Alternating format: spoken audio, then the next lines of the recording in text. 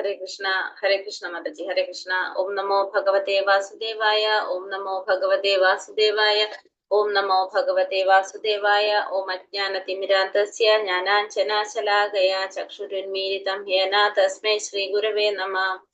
നമോ വിഷ്ണുപാദായ കൃഷ്ണപ്രേഷ്ഠായ ഭൂതലേ ശ്രീമതേ ഭക്തിവേദാന്ത സ്വാമിനിതി നാമിനേ. നമസ്തേ സാരസ്വതേ ദേവേ ഗൗരവാണി പ്രചാരിണേ നിർവിശേഷ ശൂന്യവാദി പാശ്ചാത്യദേശധാരിണേ. ജയ ശ്രീ കൃഷ്ണ ചൈതന്യ പ്രഭു നിത്യാനന്ദ ശ്രീ അദ്വൈത ഗദാധര ശ്രീവാസാദി ഗൗരഭക്തവൃന്ദ. ഹരേ കൃഷ്ണ കൃഷ്ണ കൃഷ്ണ ഹരേ ഹരേ, ഹരേ രാമ രാമ രാമ ഹരേ ഹരേ. ഹരേ Krishna. Shri Shri Radha Govinda temple ISKCON ബാംഗ്ലൂരിന്റെ ഈശോപനിഷത്ത് ക്ലാസ്സിലേക്ക് എല്ലാവർക്കും സ്വാഗതം. പ്രണാമം മാതാജി. ഹരേ കൃഷ്ണ പ്രണാമം മാതാജി. ഹരേ കൃഷ്ണ, എല്ലാവർക്കും പ്രണാമം. ഹരേ കൃഷ്ണ. ഹരേ കൃഷ്ണ, പ്രണാമം മാതാജി. അപ്പൊ നമ്മള് ഒന്ന് ഫസ്റ്റ് നമുക്ക് എടുത്ത മന്ത്രത്തിനെ കുറിച്ച് പറഞ്ഞിട്ട് നമുക്ക് പുതിയലേക്ക് കിടക്കാം. പറയാവോ? ഒന്നാമത്തെ തൊട്ട് 4 വരെ അല്ലേ നമ്മൾ എടുത്തത്? അതെ, പറഞ്ഞോളൂ. എല്ലാവരും കേൾക്കോളൂ. ഹരേ കൃഷ്ണ. പരമദിവ്യോത്തമ പുരുഷൻ സത്യവും പൂർണ്ണനുമാണ്. പൂർണ്ണമായ ഒന്നിൽ നിന്ന് ഉത്ഭവിക്കുന്നതെല്ലാം പരിപൂർണങ്ങളായിരിക്കും. ഭഗവാൻ സമ്പൂർണ്ണനാകിയാൽ അദ്ദേഹത്തിന് എത്ര പൂർണ്ണങ്ങൾ ഉത്ഭവിച്ചാലും സമ്പൂർണ്ണമായി തന്നെ അവശേഷിക്കുന്നു. മന്ത്രം 1. പ്രപഞ്ചത്തിലെ സർവ്വചരാചരങ്ങളും ഈശ്വരന്റെ ഉടമസ്ഥതയിലുള്ളതും അദ്ദേഹത്തിന്റെ നിയന്ത്രണത്തിലുള്ളതുമായിരിക്കും. നമുക്ക് ഓരോരുത്തർക്കും അർഹതപ്പെട്ട നമുക്ക് വേണ്ടി നീക്കിവെച്ചത് മാത്രം നാം സ്വീകരിക്കുക. അന്യരുടെ ധനം ആഗ്രഹിക്കരുത്. മന്ത്രം 2. നമുക്ക് അർഹതപ്പെട്ടത് മാത്രം സ്വീകരിച്ച് ജീവിച്ചു കഴിഞ്ഞാൽ നമുക്ക് 100 വർഷം വരെ ജീവിക്കാൻ നമുക്ക് ആഗ്രഹം ഉണ്ടാവും. കാരണം നമ്മൾ കർമ്മബന്ധനങ്ങളിൽ പെടുന്നില്ല. ഓരോ മനുഷ്യനും ഒരു കർമ്മബന്ധനങ്ങൾ നമ്മളെ തളച്ചിടുന്നില്ല. ഓരോ മനുഷ്യനും സംബന്ധിച്ചിടത്തോളം ഇതല്ലാതെ മറ്റൊരു വഴിയില്ല. അടുത്തത് മന്ത്രം 3. ആത്മഹന്താവ് ആസുരവും അജ്ഞാനവുമായ അന്ധകാരം നിറഞ്ഞ ലോകങ്ങളിൽ എത്തിച്ചേർന്നേ മതിയാവും. ലാസ്റ്റ് മന്ത്രം ഒരെണ്ണം കൂടി നമ്മൾ പഠിച്ചില്ലേ? 4-മത്തെ. പരമപുരുഷൻ മനസ്സിനേക്കാൾ വേഗത കൂടിയതും മറ്റെല്ലാവരെയും അതിക്രമിക്കാൻ കഴിയുന്നവരുമാണ്. അദ്ദേഹം ശക്തിമാന്മാരായ ദേവന്മാർക്ക് പോലും അപ്രാപ്യനാണ്. പ്രതാപത്തിൽ നിന്നുകൊണ്ട് എല്ലാവരും നിയന്ത്രിക്കുന്നുണ്ട് ഭഗവാൻ. ആ ഭഗവാൻ എങ്ങനെയാണ്? എല്ലാവരെയും അതിശയിപ്പിക്കുകയാണ് അല്ലെ? മഹത്വത്തില് എല്ലാവരെയും അതിശയിപ്പിക്കുന്നു. ഹരേ കൃഷ്ണ മാതാജി, പ്രണാം മാതാജി. വേറൊരാൾ കൂടി പറയുമോ? ഓരോന്ന് പറഞ്ഞാലും കുഴപ്പമില്ല. ഇനിയിപ്പോ ഓരോന്നോരോന്ന് പറഞ്ഞാലും മതി. എങ്ങനെയാ ചെയ്തോളൂ, ഓരോന്ന് പറഞ്ഞോളൂ. ധ്യാനമന്ത്രം 1, 2, 3. ഓം ധ്യാനമന്ത്രം തൊട്ട് ഞാൻ പറയട്ടെ. പൂർണ്ണമതം മന്ത്രം മീനിങ്ങും പറയണേ. ഓം പൂർണ്ണമദ പൂർണ്ണമിദം പൂർണ്ണാത് പൂർണ്ണമുദച്യതേ പൂർണ്ണസ്യ പൂർണ്ണമാദായ പൂർണ്ണമേവാവശിഷ്യതേ. ഭഗവാൻ സത്യനാണ്, സത്യമാണ്. ഭഗവാൻ സത്യമാണ്. ഭഗവാൻ പൂർണ്ണനുമാണ്. ഭഗവാനിൽ നിന്നുണ്ടാകുന്നതെല്ലാം പൂർണ്ണങ്ങളാണ്. ആ ഭഗവാനിൽ നിന്ന് എന്തെല്ലാം പൂർണ്ണങ്ങൾ ഉണ്ടായാലും ശരി തന്നെ ആ പൂർണ്ണങ്ങളെല്ലാം ഭഗവാൻ പൂർണ്ണനായിട്ട് തന്നെ, സമ്പൂർണനായിട്ട് തന്നെ നിലനിൽക്കുന്നു. ഓക്കെ മാതാജി. ഹരേ കൃഷ്ണ. കേൾക്കണുണ്ടോ? ഹരേ കൃഷ്ണ. ഹരേ കൃഷ്ണ മാതാജി പറഞ്ഞോളൂ, അല്ലെങ്കിൽ വേറൊരാള് പറയാ. ഞാൻ പറഞ്ഞ കേട്ടില്ലായിരുന്ന മാതാജി? ഇല്ല മാതാജി, എന്റെ ഇടയിൽ എനിക്ക് ചെറിയൊരു തോന്നുന്നു. ഓ, ഞാൻ പറയട്ടെ ഒന്നുകൂടെ. പറഞ്ഞോ. ഓം പൂർണ്ണമദ പൂർണ്ണമിദം മുദച്ഛതേ പൂർണ്ണസ്യ പൂർണ്ണമാദായ പൂർണ്ണമേവാവശിഷ്യതേ. പരമ ദിവ്യോത്തമ പുരുഷൻ സത്യവും പൂർണ്ണവുമാണ്. ഭഗവാനിൽ നിന്ന് ഉത്ഭവിക്കുന്നതെല്ലാം പരിപൂർണമാണ്. പൂർണ്ണതയിൽ നിന്നുണ്ടാകുന്ന എന്തും സ്വയം പൂർണ്ണങ്ങളാണ്. ഭഗവാൻ സമ്പൂർണനാകയാൽ ഭഗവാനിൽ നിന്ന് എന്തെല്ലാം ഉണ്ടായാലും ഭഗവാൻ പൂർണ്ണനായി തന്നെ നിൽക്കുന്നു, സമ്പൂർണ്ണൻ തന്നെ ആയിരിക്കും. ഹരേ കൃഷ്ണ. ഹരേ കൃഷ്ണ മാതാജി. ഒന്നാമത്തെ മന്ത്രം ആരാ പറയുന്നത്? മാതാജി പറഞ്ഞു. ഈശോ വാസ്തുമിതം സർവം യത്കിഞ്ച ജഗത്യാം ജഗത്തേന തെക്തേന പുഞ്ചീത മാ ഗൃത കസ്യ സിദ്ധനം. അതായത് പ്രപഞ്ചത്തിലുള്ള സർവചരാചരങ്ങളും ഭഗവാന്റെ ഉടമസ്ഥതയിലുള്ളതാണ്. നമുക്ക് വിധിക്കപ്പെട്ടത് മാത്രം നമ്മൾ സ്വീകരിക്കുക. അന്യന്റെ ധനത്തിൽ നമ്മൾ ആഗ്രഹിക്കരുത്. അന്യന്റെ ധനം നമ്മൾ ആഗ്രഹിക്കരുത്. നമുക്ക് അർഹതപ്പെട്ട നമുക്ക് നീക്കി വെച്ചിരിക്കുന്ന മാത്രം സ്വീകരിക്കുക, മറ്റുള്ളവരുടെ ആശിക്കാൻ പാടില്ല. ഹരേ കൃഷ്ണ മാതാജി. രണ്ടാമത്തെ മന്ത്രം വേറെ ആരെങ്കിലും പറയുന്നുണ്ടോ? രണ്ടാമത്തെ മന്ത്രം ഞാൻ മാത്രമേ ഉള്ളല്ലോ, ഇവിടെ ആരെയും കാണുന്നില്ലല്ലോ.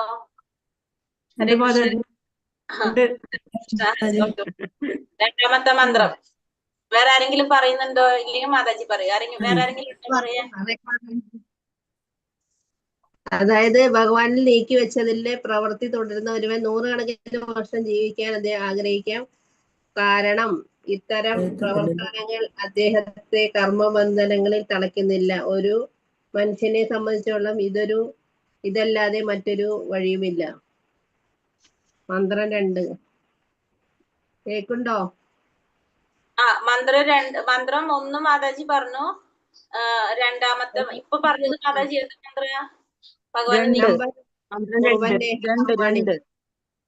ഇപ്പൊ നമ്മൾ പറഞ്ഞത് അല്ലേ? ഇനി 3 മാതാജി. 3 ആത്മഹന്താവ് ആരൊരുവനായാലും ആസുരനും അന്ധകാരവും അജ്ഞാനവും നിറഞ്ഞതുമായ ലോകങ്ങളിൽ എത്തിച്ചേർന്നേ മതിയാവൂന്ന്. അതായത് ആത്മാവിനെ ഹനിക്കുന്നവന് ആരാണെങ്കിലും അസുരനും അവർ അന്ധകാരവും അജ്ഞാനവും നിറഞ്ഞ ലോകങ്ങളിൽ എത്തിച്ചേരണം എന്ന് അങ്ങനെയാണ് പറഞ്ഞിരിക്കുന്നത്. അതെ, അതായത് ആത്മസാക്ഷാത്കാരത്തിന് ശ്രമിക്കാത്ത വ്യക്തി എവിടെ പോയേ പറ്റൂ? അന്ധകാരത്തിലേക്ക് പോയേ പറ്റൂ അല്ലെ? അന്ധകാരം നിറഞ്ഞ ലോകങ്ങളിലേക്ക് പോയേ പറ്റൂ എന്നുള്ളതാണ് മൂന്നാമത്തേൽ കണ്ടത്. 4-മത്തേൽ എന്താ പറഞ്ഞത്? സ്വതാമസ്ഥനാണെങ്കിലും പരമപുരുഷൻ മനസ്സിനേക്കാൾ വേഗത കൂടിയവനാണ്. ഭഗവാൻ ആരാലും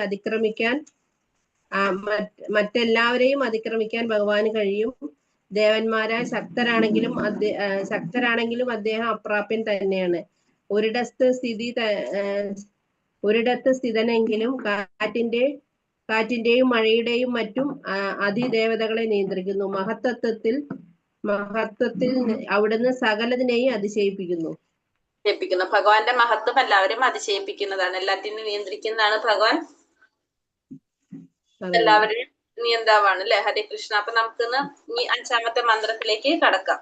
ഹരേ കൃഷ്ണ. 5ഉം സമയത്തിനനുസരിച്ച് 6 എടുക്കാൻ പറ്റുകയാണെങ്കിൽ നമുക്ക് എടുക്കാം. കുറച്ചുള്ളൂ ഇതൊക്കെ.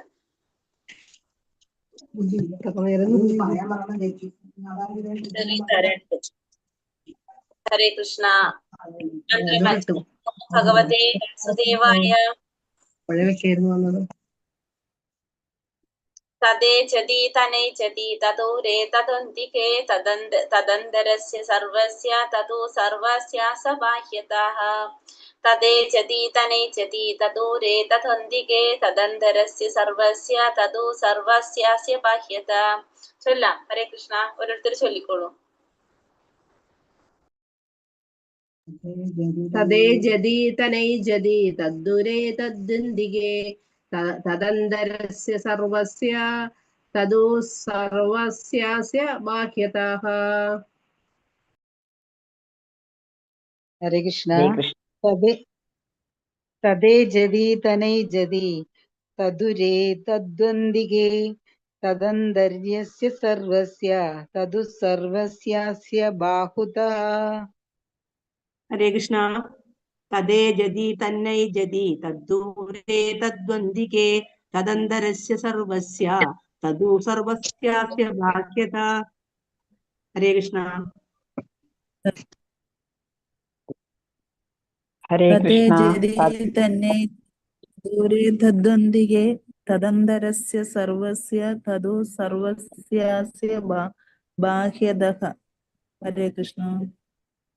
ഹരേ കൃഷ്ണ. തദേ ജതി തന്നൈ ജതി തദൂരേ തദ്വന്ദികേ തദന്തരസ്യ സർവസ്യ തദു സർവസ്യാസ്യ ബാഹ്യതഃ. ഹരേ കൃഷ്ണ. ഹരേ കൃഷ്ണ. തദേ ജതി തനൈ ജതി തദൂരേ തദ്വന്ദികേ തദന്തരസ്യ സർവസ്യ തദു സർവസ്യാസ്യ ബാഹൃത. ഹരേ കൃഷ്ണ. ഹരേ കൃഷ്ണ. തദേ ജതി തന്നൈ ജതി തദ്ദൂരേ തദ്വന്ദികേ തദന്തരസ്യ സർവസ്യ തദു സർവസ്യാസ്യ ബാഹ്യത. ഹരേ കൃഷ്ണ. ഹരേ കൃഷ്ണ മാതാജി. തദേ ജതി തന്നൈ ജതി തദ്ദൂരേ തദ്വന്ദികേ തദന്തരസ്യ സർവസ്യ തദു സർവസ്യാസ്യ ബാഹ്യത. ഹരേ കൃഷ്ണ.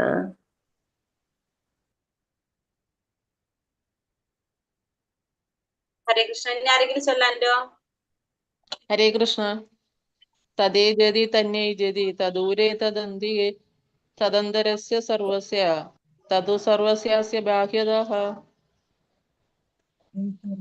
ഹരേ കൃഷ്ണ മാതാജി. തദേ ജതി തന്നൈ ജതി തദ്ദൂരേ തദ്വന്ദികേ തദന്തരസ്യ സർവസ്യ തദോ സർവസ്യാസ്യ ബാഹ്യതഃ.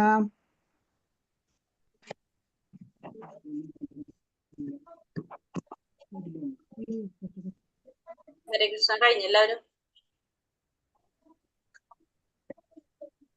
മന്ത്രമഞ്ച്. തദേ ജതി തനൈ ജതി തദൂരേ തദന്തികേ തദന്തരസ്യ സർവസ്യ തദു സർവസ്യാസ്യ ബാഹ്യതഃ. ഇപ്പോ തത് പരമപ്രഭു ഏ ജാതി ചലിക്കുന്നു. തത് പരമപ്രഭു ന ഇല്ല ഏ ജാതി ചലിക്കുന്നു. തത് പരമപ്രഭു ദൂരെ ദൂരത്ത്. തത് പരമപ്രഭു അതായത് കൂടി. അന്തികെ അടുത്ത്. തത് പരമപ്രഭു അന്ത ഉള്ളിൽ. അസ്യ ഇതിന്റെ. സർവസ്യ എല്ലാറ്റിന്റെയും. തത് പരമപ്രഭു കൂടി. സർവസ്യ എല്ലാറ്റിന്റെയും. അസ്യ ഇതിന്റെ. ബാഹ്യത പുറമേയുള്ളത്. ഇപ്പൊ ഇവിടെ എന്താ പറയുന്നതെന്ന് വെച്ചാല് ഭഗവാനെ കുറിച്ച് പറയാം. ഭഗവാന്റെ വൈഭവങ്ങൾ അല്ലെ എന്ന് പറയുന്നത്. നമ്മള് 5ാമത്തെ മന്ത്രത്തിൽ പറയുന്നത് ഭഗവാന്റെ വൈഭവങ്ങൾ വൈരുദ്ധ്യങ്ങളെ കുറിച്ച് പറയാം. ഭഗവാൻ എങ്ങനെയാണ്? ഭഗവാൻ ചലിക്കുന്നുണ്ട്, ചലിക്കാതിരിക്കുകയും ചെയ്യുന്നുണ്ട്. ഭഗവാൻ വിദൂരസ്ഥനാണെങ്കിലും ഭഗവാൻ എങ്ങനെയാണ്? സമീപസ്ഥനുമാണ്. ഭഗവാൻ സകലതിന്റെയും അകത്തും പുറത്തും സ്ഥിതി ചെയ്യുന്നു. അപ്പോ ഭഗവാന്റെ വൈരുദ്ധ്യങ്ങളാണ്. ഭഗവാൻ ഒരേ സമയത്ത് ഭഗവാൻ എങ്ങനെയാണ് ഉള്ളത്? ചലിക്കുന്നുണ്ട്, ചലിക്കാതിരിക്കുന്നുണ്ട്. ഭഗവാൻ വിദൂരത്തിലാണെങ്കിലും നമുക്ക് എന്താണ്? സമീപസ്ഥനുമാണ് ഭഗവാൻ. ഭഗവാൻ സകലതിന്റെയും അകത്തും പുറത്തും സ്ഥിതി ചെയ്യുന്നു എന്നുള്ളതാണ് 5ാമത്തെ മന്ത്രത്തില് പറയുന്നത്. ഭഗവാന്റെ വൈരുദ്ധ്യങ്ങള്, അതായത് നമ്മളെ ചിന്തകൾക്ക് അപ്പുറത്താണ് ഭഗവാൻ ചെയ്യുന്ന ഓരോ പ്രവർത്തികളും. ഭഗവാന്റെ എല്ലാതും നമ്മളെ ചിന്തകൾക്ക്, നമ്മള് പറയുന്ന എല്ലാതും നമ്മുടെ ചിന്തകൾക്ക് അപ്പുറത്തുള്ളതാണ് ഭഗവാൻ ചെയ്യുന്നത്. അപ്പൊ അത് ഭഗവാന്റെ വൈരുദ്ധ്യങ്ങളാണത്. ഭഗവാൻ ഒരേ സമയം തന്നെ ഭഗവാൻ എങ്ങനെ ചെയ്യുന്നുണ്ട്? ചലിക്കുന്നുണ്ടെന്ന് പറയാം, ചലിക്കാതിരിക്കുന്നുണ്ട്. ഭഗവാൻ വിദൂരത്തിലാണെങ്കിലും ഭഗവാൻ സമീപത്തിലുമാണ്. സകലതിന്റെയും അകത്തും പുറത്തും ഭഗവാൻ സ്ഥിതി ചെയ്യുന്നുണ്ട്. ഇതാണ് 5ാമത്തെ മന്ത്രത്തില് പറയുന്നത്. അപ്പൊ എന്താണ് 5ാമത്തെ മന്ത്രത്തിൽ പറയുന്നത്?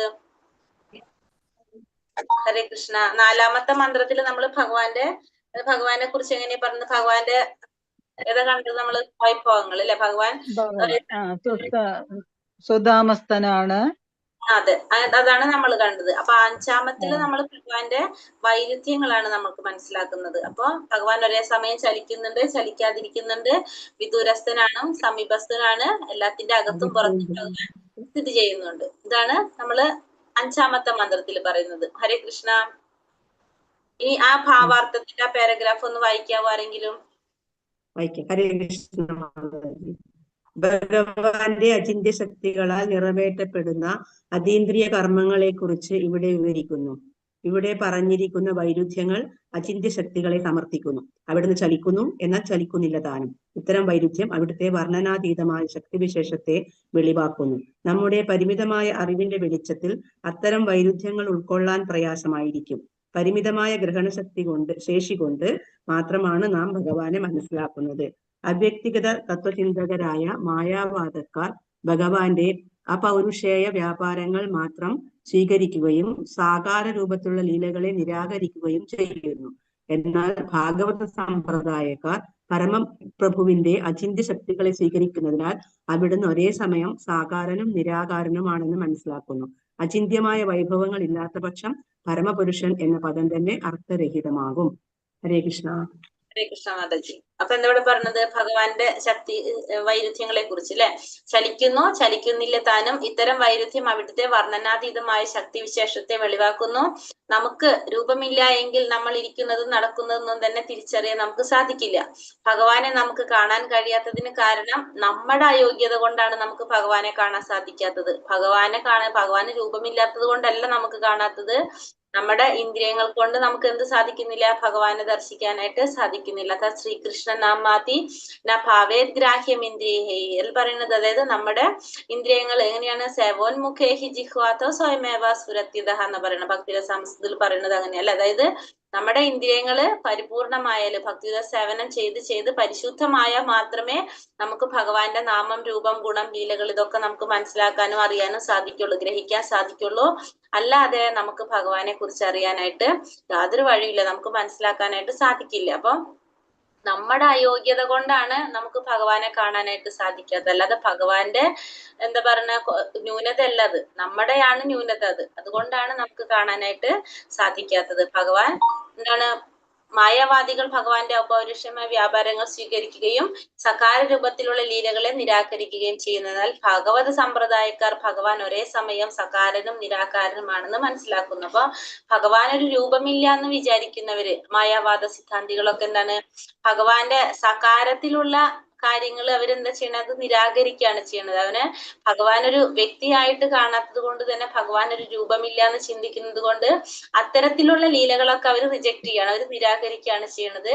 ആകാരമില്ലാത്ത ഭഗവാന്റെ പ്രവർത്തികളെ കുറിച്ചാണ് അവര് കൂടുതൽ എന്ത് ചെയ്യുന്നത്? വ്യക്തിവാദികള് പറയുന്നത് അത്തരത്തിലാണ്. പക്ഷെ ഭക്തന്മാരെങ്ങനെയാണ് ചെയ്യുന്നത്? ഭാഗവത സമ്പ്രദായക്കാർ, അതായത് ഭക്തന്മാര് ഭഗവാന്റെ സകാരത്തിലുള്ള രൂപത്തെ, ഭഗവാന്റെ രൂപത്തില് ഭഗവാൻ ചെയ്യുന്ന ഓരോ ലീലകളെയും എന്താണ് ചെയ്യുന്നത്? ഭഗവാന്റെ ഭക്തന്മാര് സ്വീകരിക്കുകയാണ് ചെയ്യുന്നത്. കാരണം നമ്മളെന്താ പറയുന്നത്? ഭഗവാൻ ഒരേ സമയം തന്നെ സകാരനും നിരാകാരനുമാണെന്ന് പറയണം. അചിന്ത്യ ഭേദാഭേദ തത്വം പഠിക്കും നമ്മൾ, അത് ഡീറ്റെയിൽ ആയിട്ട് ഭക്തിശാസ്ത്രത്തിലൊക്കെ എത്തുമ്പോൾ. അത് പറയുന്നത് എന്തുകൊണ്ടാണ്? കാരണം ഒരേ സമയം തന്നെ ഭഗവാൻ എന്താണ്? നമ്മുടെ ചിന്തകൾക്ക് അപ്പുറത്താണ് ഭഗവാന്റെ ഓരോ പ്രവർത്തികളും. അചിന്ത്യ ഭേദാഭേദം എന്ന് വെച്ചാല് ഒരേ സമയം തന്നെ ഭേദവുമാണ് അഭേദവുമാണ് ഭഗവാൻ. അപ്പൊ നമുക്ക് നമ്മുടെ ചിന്തകൾക്ക്, അചിന്ത്യം എന്ന് വെച്ചാൽ എന്താണ്? നമ്മുടെ ചിന്തകൾക്ക് അപ്പുറത്താണ് ഭഗവാൻ ചെയ്യുന്ന ഓരോ പ്രവർത്തികളും. അതാണ് നമ്മളാ പറയുന്നത്. ഭഗവാന്റെ ഓരോ കാര്യങ്ങൾ പറയുന്നതിൽ ആരെയാണ്? ചൈതന്യ മഹാപ്രഭുവിന്റെയാണ് അചിന്ത്യ ഭേദാഭേദ തത്വത്തില് പറയുന്നത്. അതായത് ഇത്രയും മനസ്സിലാക്കുക, ഭഗവാൻ ചെയ്യുന്ന ഓരോ കാര്യങ്ങളും എങ്ങനെയാണ്? നമ്മുടെ ചിന്തകൾക്ക് അപ്പുറത്തുള്ളതാണ്. പക്ഷെ ഭക്തന്മാര് എന്താ ചെയ്യണത്? ഭഗവാന്റെ ശക്തികളെ സ്വീകരിക്കുകയാണ്. അചിന്ത്യ ശക്തികളും ഒരേ സമയം തന്നെ ഭഗവാന്റെ അചിന്ത്യ ശക്തികൾ, നമ്മുടെ ചിന്തയ്ക്ക് അപ്പുറത്താണ് ഭഗവാന്റെ ശക്തികൾ എന്നുള്ളത് ആര് മനസ്സിലാക്കാണ്? ഭക്തന്മാര് മനസ്സിലാക്കാണ്. ആ അചിന്ത്യ വൈഭവങ്ങൾ ഇല്ലാത്ത പുരുഷൻ പരമപുരുഷൻ എന്ന പദം തന്നെ അർത്ഥരഹിതമാകും. അതില്ലെങ്കിൽ ഭഗവാൻ എങ്ങനെയാണ്? ഭഗവാന്റെ ആ പരമപുരുഷൻ എന്നുള്ള പദത്തിന് തന്നെ അർത്ഥമില്ലാത്ത പോലെ ആകും എന്നാണ് പറയുന്നത്. അപ്പൊ ഒരേ സമയം തന്നെ ഭഗവാൻ എങ്ങനെയാണ്? സകാര രൂപത്തിലും അകാര രൂപത്തിലും, രണ്ട് രൂപത്തിലും രണ്ട് പറയാണ്. അപ്പൊ ഓരോ സമയം ഭഗവാൻ എല്ലാ കാര്യങ്ങളും ചെയ്യുന്നുണ്ട്, ചെയ്യാതിരിക്കുന്നുണ്ട്. അതാണ് പറയുന്നത്. ചലിക്കുന്നുണ്ട്, ചലിക്കാതിരിക്കുന്നുണ്ട്. വിദൂരസ്ഥനാണെങ്കിലും സമീപസ്ഥനുമാണ്. എല്ലാത്തിന്റെയും അകത്തും പുറത്തും ഭഗവാൻ സ്ഥിതി ചെയ്യുന്നു. അപ്പൊ അത് മായാവാദികൾ അതില് ഭഗവാന്റെ അകാരത്തിലുള്ള കാര്യങ്ങൾ മാത്രമാണ് ഉൾക്കൊള്ളാൻ ശ്രമിക്കുന്നത്. സകാരത്തെ അവര് സ്വീകരിക്കുന്നില്ല. പക്ഷെ ഭക്തന്മാര് രണ്ടും ഒരേപോലെ കാണുന്നു. കാരണം നമുക്ക് എന്തറിയാം? നമ്മുടെ അചിന്ത്യമായിട്ടുള്ള കാര്യങ്ങൾ കൊണ്ട് നമുക്ക് മനസ്സിലാക്കാൻ സാധിക്കില്ല എന്നാണ് ആർക്കറിയുന്നത്? ഭക്തന്മാർക്ക് അത് അറിയാനായിട്ട് സാധിക്കും. ഹരേ കൃഷ്ണ മാതാജി, അടുത്ത പാരഗ്രാഫ് ഒരാൾ വായിക്കാവോ? ഹരേ കൃഷ്ണ. സ്വന്തം കണ്ണുകൾ കൊണ്ട് കാണാൻ കഴിയുന്നില്ലെന്നത് കൊണ്ട് തന്നെ ഭഗവാന്റെ സാകാരമായ നിലനിൽപ്പിനെ നമുക്ക് അംഗീകരിക്കാനാവില്ല എന്ന വാദഗതിയെ ഭഗവാൻ വിദൂരസ്ഥനാകുമ്പോൾ തന്നെ അവിടുന്ന് സമീപസ്ഥനുമാണ് എന്ന അനുശാസത്താൽ ഈശോപനിഷത്ത് ഖണ്ഡിക്കുന്നു. ഭഗവാന്റെ ധാമം ഭൗതിക ശരീരാന്തരീക്ഷത്തിനതീതനാണ്. ഭൗതികാന്തരീക്ഷം പോലും നമ്മുടെ അതീതമാണല്ലോ. അന്തരീക്ഷ തന്നെ ഇത്രമാത്രം വ്യാപ്തി ഉണ്ടാകുമ്പോൾ അതിൽ നിന്നും വിദൂരമായ ആത്മീയാന്തരീക്ഷത്തെ പറ്റി എന്തു പറയാനാണ്? ആത്മവ്യോമം വിദൂരമാണെന്നും ഭൗതികാകാശത്തിൽ നിന്നും വളരെ അകലെയാണെന്നും ഭഗവത്ഗീത 15:6 സ്ഥിരീകരിക്കുന്നു. എന്നാൽ വളരെ അകലെ എന്ന വസ്തുതയ്ക്ക് വിരുദ്ധമായി പ്രഭുവിന് പെട്ടെന്ന് ഒരു സെക്കൻഡിനുള്ളിൽ മനസ്സിനേക്കാളോ വായുവിനേക്കാളോ വേഗത്തിൽ നമ്മുടെ മുന്നിൽ എത്തിച്ചേരാൻ കഴിയുന്നു. ഒരാൾക്കും അതിക്രമിക്കാൻ കഴിയാത്ത വേഗതയിൽ അവിടത്തേക്ക് സാധ്യമാണ്. ഇത് കഴിഞ്ഞ ശ്ലോകത്തിൽ വിവരിച്ചിട്ടുണ്ട്. ഹരേ കൃഷ്ണ. ഹരേ കൃഷ്ണ. ഹരേ കൃഷ്ണ മാതാജി. അപ്പൊ ഇവിടെ എന്താ പറഞ്ഞത്? സ്വന്തം കണ്ണുകൾക്ക് കാണാൻ കഴിയില്ലാത്തത് കൊണ്ട് ഭഗവാന്റെ സാകാരമായ നിലനിൽപ്പിനെ നമുക്ക് അംഗീകരിക്കാനാവില്ല എന്ന വാദഗതിയെ ഭഗവാൻ വിദൂരസ്ഥനാകുമ്പോൾ തന്നെ അവിടുന്ന് സമീപസ്ഥനുമാണെന്ന അനുശാസനത്താൽ ഈശോപനിഷത്ത് ഖണ്ഡിക്കുന്നു. ഭഗവാന്റെ ധാമം ഭൗതിക അന്തരീക്ഷത്തിന് അതീതമാണ്. ഭൗതിക അന്തരീക്ഷം പോലും നമ്മുടെ അളവുകൾക്ക് അതീതമാണ്. പക്ഷെ ഇത്രമാത്രം വ്യാപ്തി ഉണ്ടെങ്കിലും എന്താണ്, അതിൽ നിന്നും വിദൂരമായ ആത്മീയ അന്തരീക്ഷത്തെ പറ്റി എന്ത് പറയാൻ? അല്ലെ, ഭഗവാൻ നമ്മുടെ കണ്ണുകൾ കൊണ്ട് ഭഗവാനെ കാണാൻ സാധിക്കുന്നില്ല എന്ന് പറഞ്ഞതിന്റെ അർത്ഥം ഭഗവാൻ സകാരനല്ല എന്നുള്ളതല്ല. അല്ലെ, നമ്മുടെ പരിമിതിയാണത്. നമുക്ക് അതിനുള്ള അത് കാണാനുള്ള ഒരു കഴിവില്ലാത്തത് കൊണ്ട് നമുക്ക് ഭഗവാനെ കാണാൻ സാധിക്കില്ല എന്ന് മാത്രമേ ഉള്ളൂ. പക്ഷെ അതിന്റെ അർത്ഥം ഭഗവാൻ എന്തില്ല എന്നല്ല, രൂപമില്ല എന്നുള്ളത് അല്ല ഒരിക്കലും. ഭഗവാന്റെ ധാമം എന്ന് പറയുന്നത് ഭൗതിക അന്തരീക്ഷത്തിന്റെ അതീതമായിട്ടുള്ളതാണ്. നമുക്കറിയാം, ഭൗതിക ലോകം കഴിഞ്ഞിട്ടാണ് തുടങ്ങുന്നത്, ആത്മീയ ലോകങ്ങൾ തുടങ്ങുന്നത്. അതിൽ വൈകുണ്ഠ ലോകം, പിന്നെ അതിന്റെ മുകളിൽ ഭഗവാന്റെ ഗോലോക വൃന്ദാവനം വരുന്നത്. അപ്പൊ ഇതൊക്കെ ഭൗതിക അന്തരീക്ഷത്തിന്റെ അപ്പുറത്താണ് എന്ത് വരുന്നത്, ഭഗവാന്റെ ധാമം വരുന്നത്. പിന്നെ അതിൽ നിന്ന് വിദൂരമായ ആത്മീയ അന്തരീക്ഷത്തെ പറ്റി എന്ത് പറയാൻ? അപ്പൊ ഭൗതിക അന്തരീക്ഷത്തിന്റെ അപ്പുറത്ത് ആണ് ഈ ആത്മീയ അന്തരീക്ഷം. അപ്പൊ അത് നമുക്ക് പറയാണ്ട് തന്നെ നമുക്കറിയാലോ, അത്രയും എവിടെയാണ്? ദൂരത്താണ് അല്ലെ. ആ ഭൗതിക അന്തരീക്ഷത്തിന് അതീതമായിട്ടുള്ളതാണ് ഭഗവാന്റെ ധാമം എന്ന് പറയുന്നത്. ആത്മീയ വ്യോമം വിദൂരമാണെന്നും ഭൗതിക ആകാശത്തിൽ നിന്ന് വളരെ അകലെയാണെന്നും ഭഗവത്ഗീതയിലും സ്ഥിരീകരിച്ചിട്ടുണ്ട്. ഭഗവത്ഗീതയിലും പറയുന്നുണ്ട്. നമുക്കറിയാം എന്താണ് വൈകുണ്ഠ ലോകങ്ങള്, പിന്നെ എന്താണ് ഗോലോക വൃന്ദാവനം. വളരെ അകലെ എന്ന വസ്തുതയ്ക്ക് വിരുദ്ധമായി പ്രഭുവിന് പെട്ടെന്ന് ഒരു സെക്കൻഡിനുള്ളിൽ മനസ്സിനേക്കാളോ വായുവിനേക്കാളോ വേഗത്തിനുള്ളിൽ നമ്മുടെ മുന്നിൽ എത്തിച്ചേരാൻ കഴിയുന്നു. അപ്പൊ നമ്മൾ കഴിഞ്ഞ ശ്ലോകത്തിൽ നമ്മൾ പറഞ്ഞിട്ടുണ്ടായിരുന്നു അല്ലെ, വളരെ അകലെയാണെങ്കിലും ഭഗവാൻ എന്താണ്, മനസ്സിനേക്കാൾ വേഗതയിൽ പെട്ടെന്ന് തന്നെ ഭഗവാന് എത്തിച്ചേരാനായിട്ട് സാധിക്കും. ഒരു സെക്കൻഡിനുള്ളിൽ മനസ്സിനേക്കാളും വായുവിനേക്കാളും വേഗത്തിൽ നമ്മുടെ മുന്നിൽ എത്തിച്ചേരാൻ ആർക്ക് കഴിയും? ഭഗവാന് കഴിയും.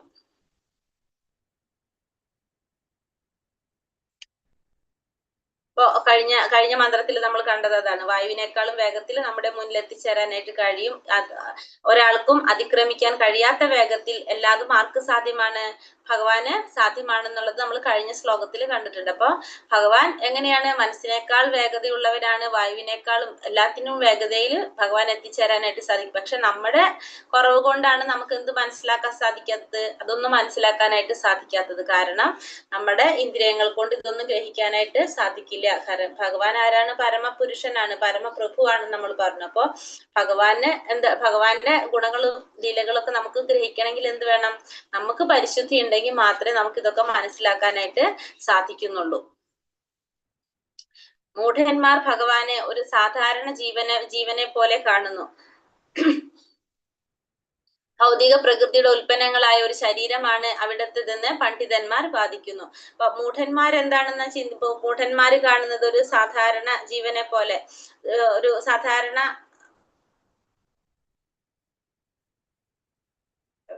മൂഢന്മാര്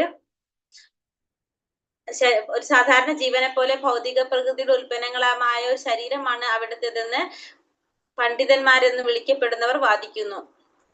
അചിന്ത്യമായ അവിടുത്തെ ശക്തികളെ പറ്റി മനസ്സിലാക്കാതെ അത്തരം വിഡ്ഢികൾ ഭഗവാനെ സാധാരണ മനുഷ്യന്റെ തലത്തില് കാണുന്നത്. അപ്പൊ മൂഢന്മാർക്ക് ഭഗവാനെ കുറിച്ച് അറിയാത്തത് കൊണ്ട്, അവര് അജ്ഞാനികളായതുകൊണ്ടാണ് അവർക്ക് എന്തറിയില്ല, ഭഗവാനെ കുറിച്ച് അറിയില്ല. അതുകൊണ്ടാണ് അവര് ഭഗവാൻ ആരായിട്ട് കാണുന്നത്, ഒരു സാധാരണ ജീവനെ പോലെ, സാധാരണ ഒരു വ്യക്തിയായിട്ട് കാണാൻ സാധിക്കുന്നത് അവർക്ക് എന്തുകൊണ്ടാണ്, അവർക്ക് ഭഗവാനെ കുറിച്ചുള്ള ഒരു ജ്ഞാനം നേടാത്തത് കൊണ്ടാണ്.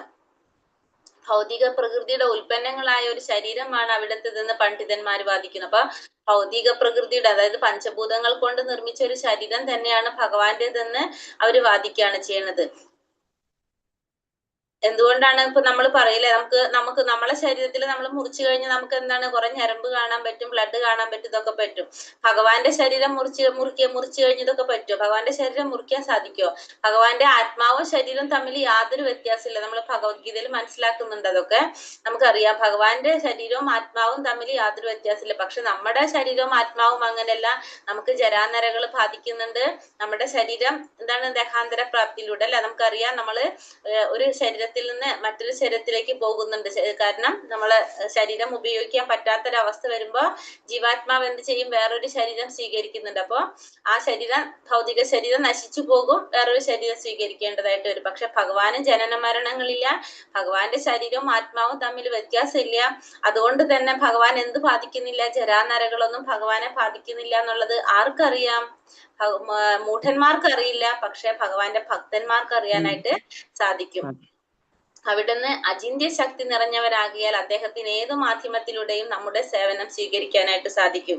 ഇപ്പോ നമുക്ക് പറയാൻ സാധിക്കുന്നല്ലേ, നമുക്ക് കണ്ണുകൊണ്ടേ കാണാൻ സാധിക്കുള്ളൂ. നമുക്ക് ഭക്ഷണം കഴിക്കണമെങ്കിൽ നമുക്ക് എന്താണ്, നമുക്ക് വായ ഉണ്ടെങ്കിലേ കഴിക്കാനായിട്ട് സാധിക്കുള്ളൂ അല്ലെ. നമുക്ക് ഓരോ ഇന്ദ്രിയങ്ങളെ കൊണ്ട് ഓരോ പ്രവർത്തികളാണ് നമുക്ക് ചെയ്യാൻ സാധിക്കുന്നത്. പക്ഷെ ഭഗവാൻ എങ്ങനെയാണ്, അചിന്ത്യ ശക്തി, ഭഗവാൻ അദ്ദേഹത്തിന് ഏത് മാധ്യമത്തിലൂടെയും നമ്മുടെ സേവനം സ്വീകരിക്കാനായിട്ട് സാധിക്കും. ഭഗവാൻ കണ്ണുകൊണ്ട് ഭക്ഷണം കഴിക്കാനായിട്ട് സാധിക്കും. ഭഗവാൻ ഒന്ന് നോക്കിയാൽ മതി അല്ലെ. അപ്പൊ ഓരോന്നിനും, അപ്പൊ ഭഗവാൻ ഇന്ന ഇന്ദ്രിയം കൊണ്ട് ഇന്നത് ചെയ്യാൻ സാധിക്കുള്ളൂ എന്നില്ല. ഭഗവാൻ എല്ലാ തരത്തിലും ഉപയോഗിക്കാനായിട്ട് സാധിക്കുന്നതാണ്. നമ്മുടെ അചിന്ത്യ ശക്തി അവിടുന്ന് അചിന്ത്യ ശക്തി നിറഞ്ഞവനാകിയാൽ അദ്ദേഹത്തിന് ഏത് മാധ്യമത്തിലൂടെയും നമ്മുടെ സേവനം സ്വീകരിക്കാനായിട്ട് സാധിക്കും. ആ പാരഗ്രാഫ് വായിച്ചോളൂ, അവിടെ അചിന്ത്യ ശക്തി നിറഞ്ഞവനാകിയാൽ എന്നുള്ള.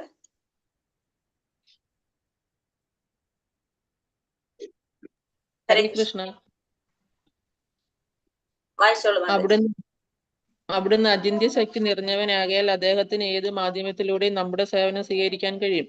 തന്റെ വൈവിധ്യമാർന്ന ശക്തികളെ സ്വന്തം ഇച്ഛാനുസാരം പരിവർത്തനം ചെയ്യാനും കഴിയും. ഭഗവാന് സ്വയം അവതരിക്കാൻ സാധ്യമല്ലെന്നും, അഥവാ അങ്ങനെ ചെയ്യണമെങ്കിൽ ഭൗതിക ശക്തിയുടെ രൂപത്തിൽ മാത്രമേ കഴിയൂ എന്ന് അവിശ്വാസികൾ തർക്കിക്കുന്നു.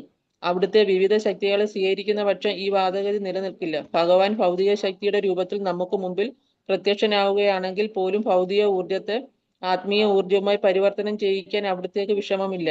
ഊർജങ്ങളുടെ സ്രോതസ് ഒന്നു തന്നെയാകയാൽ സ്വന്തം ഇച്ഛാനുസരണം അതിനെ പരിവർത്തനം ചെയ്യിക്കാൻ അവയുടെ ആ പ്രഭവശക്തിക്ക് കഴിയുമല്ലോ. ഉദാഹരണമായി മണ്ണ്, ശില, മരം എന്നിവയാൽ നിർമ്മിതങ്ങളായ അർച്ചാവിഗ്രഹങ്ങളിൽ പ്രത്യക്ഷനാകാൻ അവിടേക്ക് കഴിയും. വിഗ്രഹ പഞ്ചകർ കരുതുന്നത് പോലെ ഈ രൂപങ്ങൾ മരത്തിലോ മറ്റു വസ്തുക്കളിലോ രൂപകൽപ്പന ചെയ്യപ്പെട്ടവയെങ്കിലും കേവലം പ്രതിമകളല്ല തന്നെ. ഹരേ കൃഷ്ണ. മാതാജി, അപ്പൊ ഭഗവാൻ ഊർജങ്ങളുടെ സ്രോതസ് ഭഗവാനാണ്.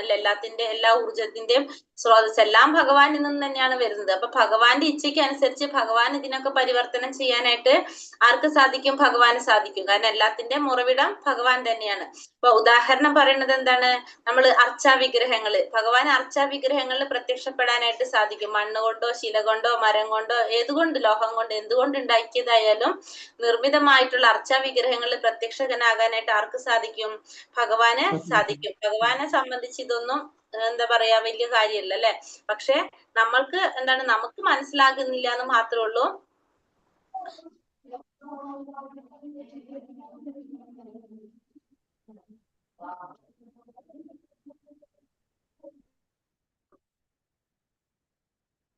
ഭൗതികം എന്ന് വിശേഷിക്കപ്പെടുന്ന രൂപം സ്വീകരിക്കുന്ന അവിടുന്ന് ഭക്തർ കാക്ഷിക്കുന്ന രൂപത്തിൽ ദർശനം നൽകി വിരാജിക്കുന്നു. അപ്പോ ഭൗതികം എന്ന് വിശേഷിക്കപ്പെടുന്ന രൂപം സ്വീകരിക്കുന്ന അവിടുന്ന് ഭക്തർ എങ്ങനെയാണ് ആഗ്രഹിക്കുന്നത് ആ രൂപത്തിൽ ദർശനം നൽകി വിരാജിക്കുന്നു. ആരാധനാ വിഗ്രഹ രൂപം ആരാധകന്റെ ഭാവനയ്ക്കനുസരിച്ചല്ല രൂപം കൊള്ളുന്നതെന്നും ഈ രൂപം എല്ലാ പരിച്ഛേദങ്ങളോടും കൂടി സനാതനമായി നിലനിൽക്കുന്നതാണ്. അടുത്ത പാരഗ്രാഫ് വായിച്ചോളൂ.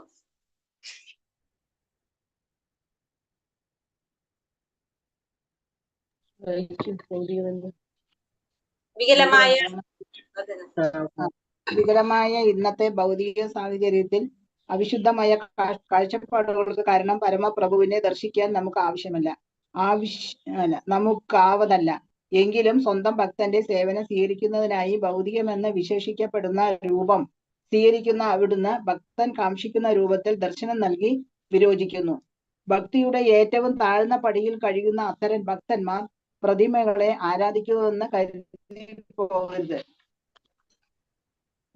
വസ്തുനിഷ്ഠമായി നോക്കിയാൽ ആരാധനാ വിഗ്രഹ രൂപത്തിൽ അയാളുടെ മുമ്പിൽ പ്രത്യക്ഷനാവാൻ സന്നദ്ധനായ പരമപ്രഭുവിനെ തന്നെയാണ് അവരാരാധിക്കുന്നത്. ആരാധനാ വിഗ്രഹ രൂപം ആരാധകന്റെ ഭാവനയ്ക്ക് അനുസരിച്ചല്ല രൂപം കൊള്ളുന്നതും ഈ രൂപം എല്ലാ പരിചിതങ്ങളോടും കൂടി സനാതനമായി നിലനിൽക്കുന്നതാണ്. ഇത് അവിശ്വാസിക്കതല്ല, ആത്മാർത്ഥതയുള്ള ഒരു ഭക്തന് മാത്രം അനുഭവപ്പെടുന്നു. ഹരേ കൃഷ്ണ.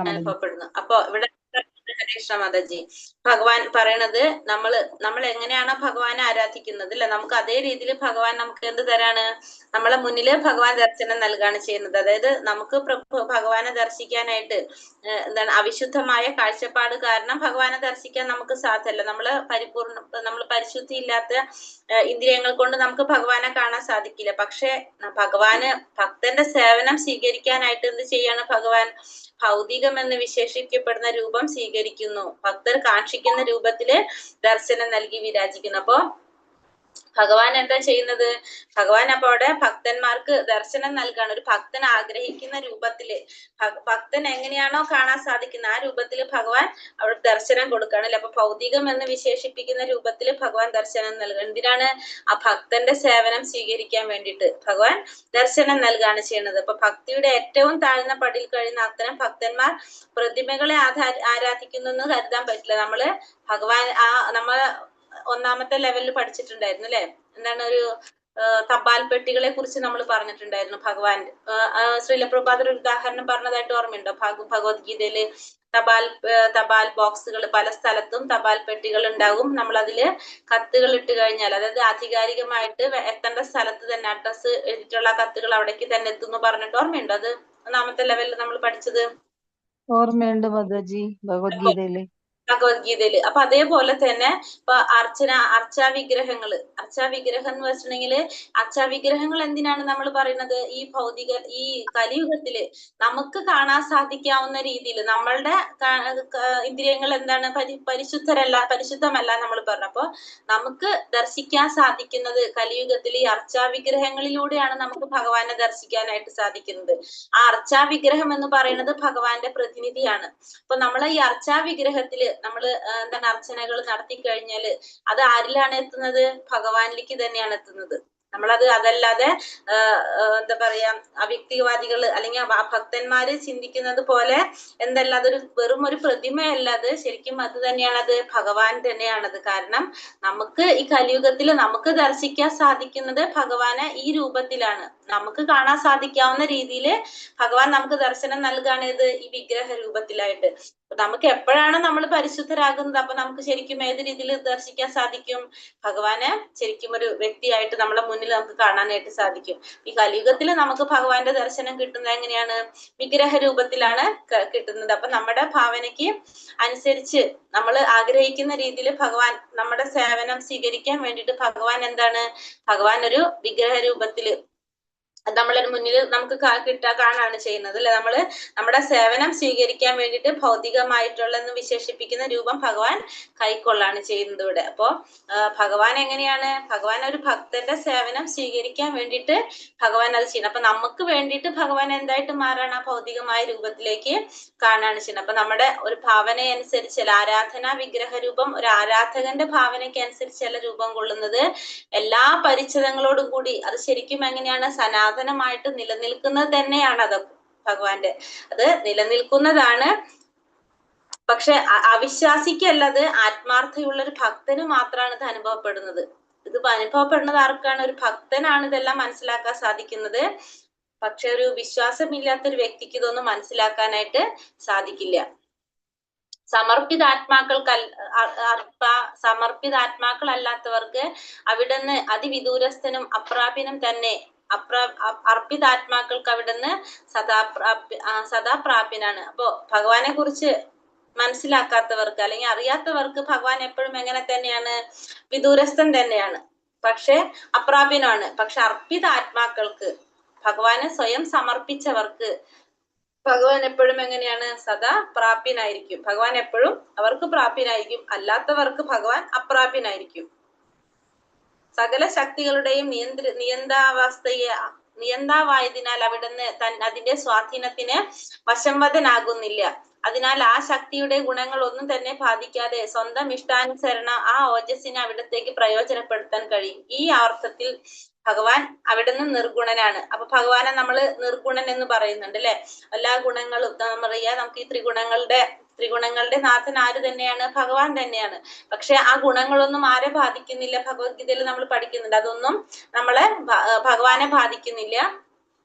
ഭഗവാൻ എങ്ങനെയാണ്, ഗുണങ്ങൾക്ക് അതീതനായതുകൊണ്ട് ഭഗവാനെ നമ്മള് ഗുണാതീതൻ എന്ന് പറയുന്നുണ്ട് അല്ലേ. ഓർമ്മയുണ്ടോ എല്ലാവർക്കും അത്, ഭഗവാനെ ഗുണാതീതൻ എന്ന് പറയുന്നത്. അപ്പൊ ഈ ഓജസ്സിനെ അവിടത്തേക്ക് പ്രയോജനപ്പെടുത്താൻ കഴിയുന്നത്, അതുകൊണ്ട് ഭഗവാനെ നിർഗുണൻ എന്ന് പറയുന്നു. ഗുണാതീതനാണ്, എല്ലാ ഗുണങ്ങൾക്കും അതീതനാണ് ഭഗവാൻ. ഈ സത്ത് രജോ തമോ ഗുണങ്ങളൊന്നും ആരെ ബാധിക്കുന്നില്ല, ഭഗവാനെ ബാധിക്കുന്നില്ല. ഇതൊക്കെ ഭഗവാന്റെ നിയന്ത്രണത്തിലാണ്, ഭഗവാനിൽ നിന്നാണ് ഇതൊക്കെ സൃഷ്ടിച്ചിരിക്കുന്നതെന്ന് പറഞ്ഞാലും ഇതൊന്നും ഭഗവാനെ ബാധിക്കുന്നില്ല. അതുകൊണ്ട് തന്നെ ഭഗവാനെ ഗുണാതീതൻ, ഗുണങ്ങൾക്ക് അതീതൻ എന്ന് നമ്മൾ പറയുന്നുണ്ട്.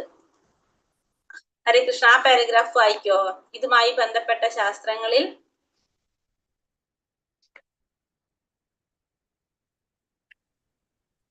ഹരേ കൃഷ്ണ. ഇതുമായി ബന്ധപ്പെട്ട് വേദശാസ്ത്രങ്ങളിൽ കാണുന്ന സഗുണം, നിർഗുണം എന്നീ വാക്കുകൾ വളരെ പ്രധാനമാണ്.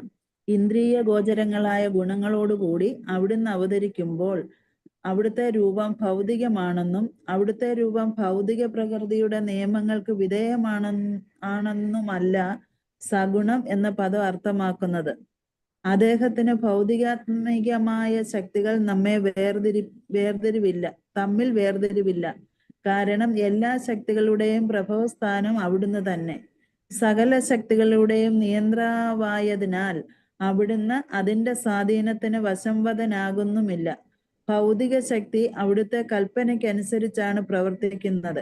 അതിനാൽ ആ ശക്തിയുടെ ഗുണങ്ങൾ ഒന്നും തന്നെ ബാധിക്കാതെ സ്വന്തം ഇഷ്ടാനുസാരം ആ ഓജസ്സിനെ അവിടുത്തേക്ക് പ്രയോജനപ്പെടുത്താൻ കഴിയും. ഈ അർത്ഥത്തിൽ അവിടുന്ന് നിർഗുണനാണ്. ഒരു കാലത്തും അവിടുന്ന് അരൂപനല്ല.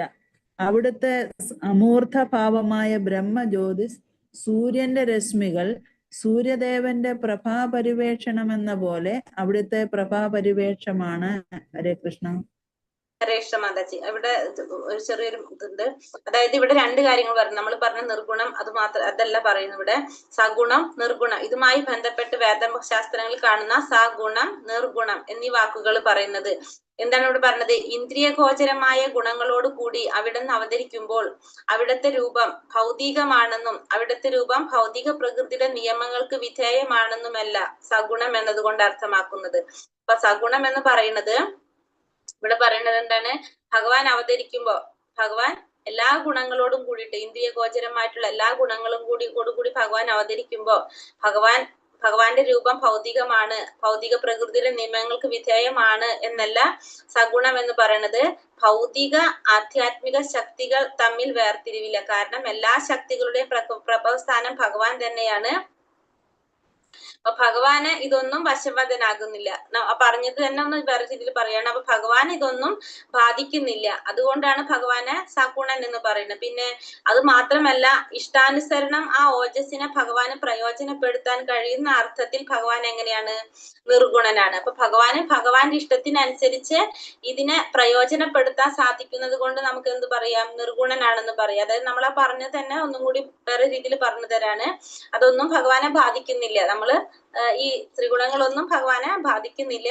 അപ്പൊ ഭഗവാന്റെ ഇഷ്ടത്തിനനുസരിച്ച് അതിനെ പ്രയോജനപ്പെടുത്താൻ കഴിയുന്ന അർത്ഥത്തിൽ ഭഗവാൻ നിർഗുണനാണ്.